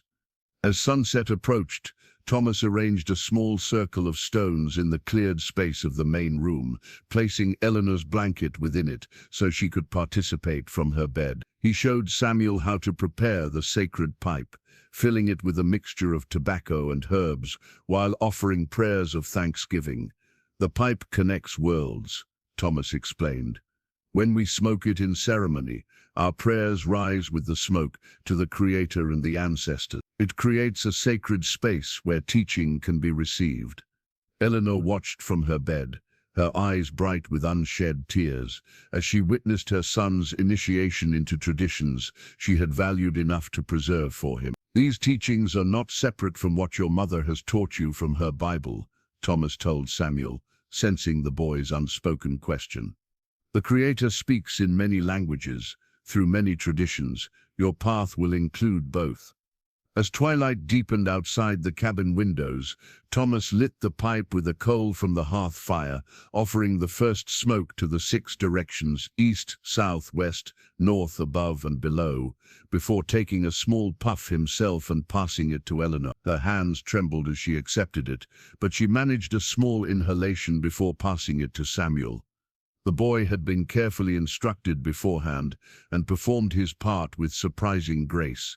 Taking the smallest taste of smoke and releasing it with the prayer Thomas had taught him. In the sacred space created by the pipe ceremony, Thomas began to share the final teachings Eleanor had requested, stories of balance between worlds, of walking between traditions with respect for both, of finding strength in one's mixed heritage rather than confusion. "You are not half of anything," he told Samuel, as the pipe completed its circuit around their small circle. "You are whole, a bridge between worlds, like this pipe your father made, strong because you connect rather than divide." Eleanor nodded from her bed, tears now flowing freely down her cheeks. "This is why I kept Thomas's teachings," she said to her son. "This is why I called him back. So you would know that boundaries between people exist only in our minds, not in the Creator's plan." As night fell completely, Thomas concluded the formal parts of the ceremony. Samuel helped him clean and store the pipe with proper respect, learning the protocols that would allow him to use it for prayer in the future. When the boy had gone to tend the animals before bed, Thomas sat beside Eleanor, taking her frail hand in his. "Thank you," she whispered, her strength nearly spent by the ceremony's demands, "for giving him what I couldn't." "You gave him everything," Thomas replied gently, "including the wisdom to seek knowledge from many sources. Few parents have such vision." Eleanor's fingers tightened slightly around his. "I've been selfish," she admitted, "asking you to stay, to take on my child, my battles." "Not selfish," Thomas corrected. "Visionary. You saw a path I couldn't see myself until I walked it." A peaceful smile touched her lips as her eyes began to close with exhaustion. "Perhaps we found each other again, because we both needed healing," she murmured. "Different kinds of healing." Thomas sat with her until she drifted into sleep, the cedar pipe box still open beside her bed, a testament to connections forged across boundaries of culture and time, and to the unexpected ways the Creator brought souls together for purposes greater than they could envision alone. 2 weeks after Thomas first arrived at the Hammond homestead, he woke before dawn with an inexplicable certainty that something had changed. He rose from his pallet near the hearth and moved quietly to Eleanor's bedroom. She lay peacefully, her breathing different, not the labored gasps of recent days, but soft, shallow exhalations barely disturbing the blanket covering her chest. Thomas knew immediately what was happening. The reprieve granted by the ceremony was ending. Eleanor was beginning her final journey. Samuel stirred on his bedroll beside his mother, somehow sensing the shift as well. His eyes opened, immediately alert as he looked from Thomas to Eleanor. "It's time, isn't it?" he asked, his voice small but steady. Thomas nodded gently. "Yeah, go fetch fresh water and the cedar bundle we prepared." As Samuel slipped out to complete these tasks, Thomas sat beside Eleanor, taking her thin hand in his. Her eyes opened slowly, a surprising clarity in them despite her evident weakness. Thomas, she whispered, a smile touching her lips. I saw them again, in my dreams. Who did you see? He asked, though he suspected he knew. Your Naylan, Eleanor replied, and Tala. They were walking by a river, so beautiful. Her gaze shifted toward the window where the first hint of dawn lightened the eastern sky. And John was there, waiting for me. Thomas nodded, understanding. In his tradition, such visions often came to those preparing to cross between worlds. They will guide you on the path, he assured her. Samuel returned with the water and cedar. Together, he and Thomas performed the morning blessing they had practiced in recent days, Thomas speaking the Apache prayers, while Samuel sprinkled cedar-infused water in the 4 directions. Eleanor watched them with evident peace, her breath coming easier as the familiar ritual unfolded. When they finished, she beckoned Samuel closer. On the shelf, she whispered, behind my journals, a cloth bundle. Samuel retrieved it, a simple square of blue calico tied with twine. At his mother's nod, he carefully unwrapped it to reveal a silver object, catching the growing dawn light streaming through the window. It was a hair comb of exquisite craftsmanship, silver wire, intricately woven to form a crescent moon shape, with small turquoise stones set along the curve. It was neither plainly Western nor traditionally Apache, but something unique that incorporated elements of both aesthetic traditions. My mother's, Eleanor explained, her voice strengthening momentarily. She wore it on her wedding day. She looked at Thomas. The silver came from this land before anyone knew there was a mine. My grandfather found it, had it made by a Navajo silversmith. Thomas recognized the significance. The comb represented Eleanor's deep connection to this land, a connection that predated property lines and legal ownership. For many generations, she continued, looking at Samuel, the women in our family have worn this when they married. I hope to see you grown, to give it to the woman you choose. Her eyes filled with tears. But now I give it to you, to remember that your roots run deep in this soil. Samuel accepted the comb reverently, his small fingers tracing the intricate silver work.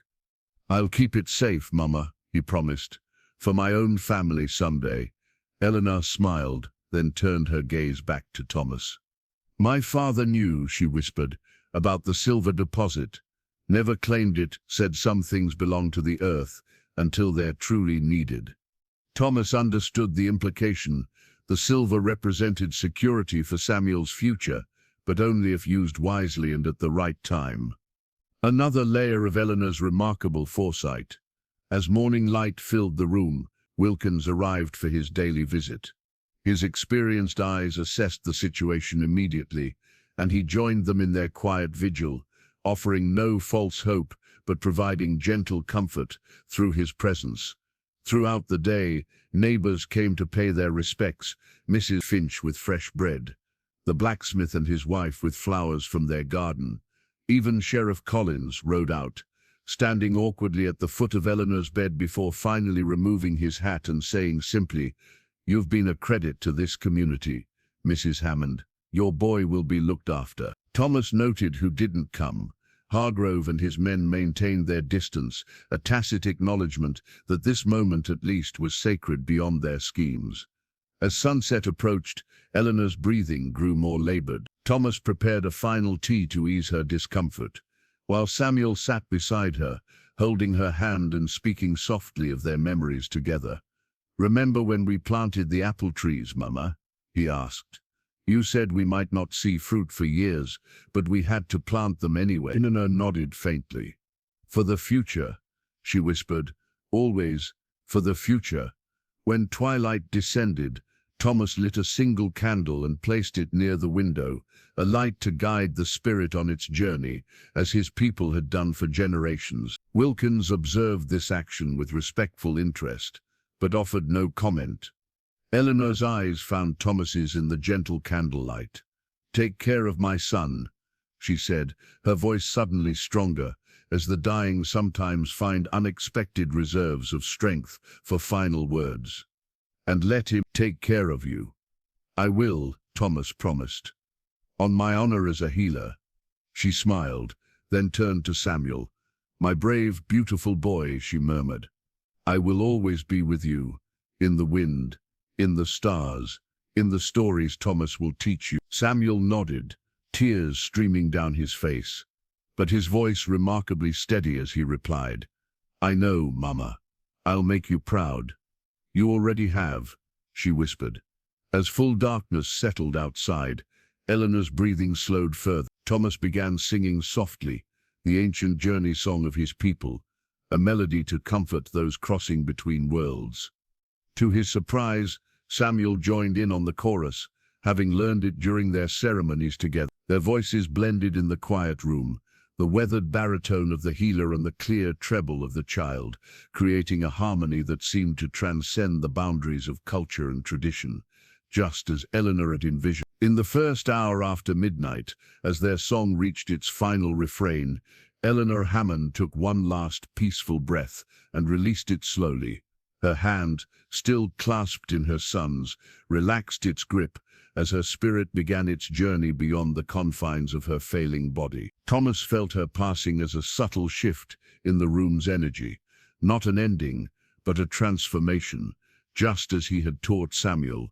Outside, a meteorite streaked across the night sky, its brilliance momentarily outshining the stars before continuing on its cosmic path. Samuel saw it through the window and whispered, Goodbye, Mama, understanding instinctively the significance of the celestial farewell. Thomas placed his hand on the boy's shoulder, two souls now connected by their love for the remarkable woman who had brought them together. A woman who had seen beyond the boundaries of her time to create a bridge between worlds that would outlast her earthly presence. The silver comb gleamed in the candlelight, catching the tears that fell upon it, tears that would eventually dry, leaving only the enduring silver and stone, just as grief would eventually transform into cherished memory, enduring connection, and renewed purpose.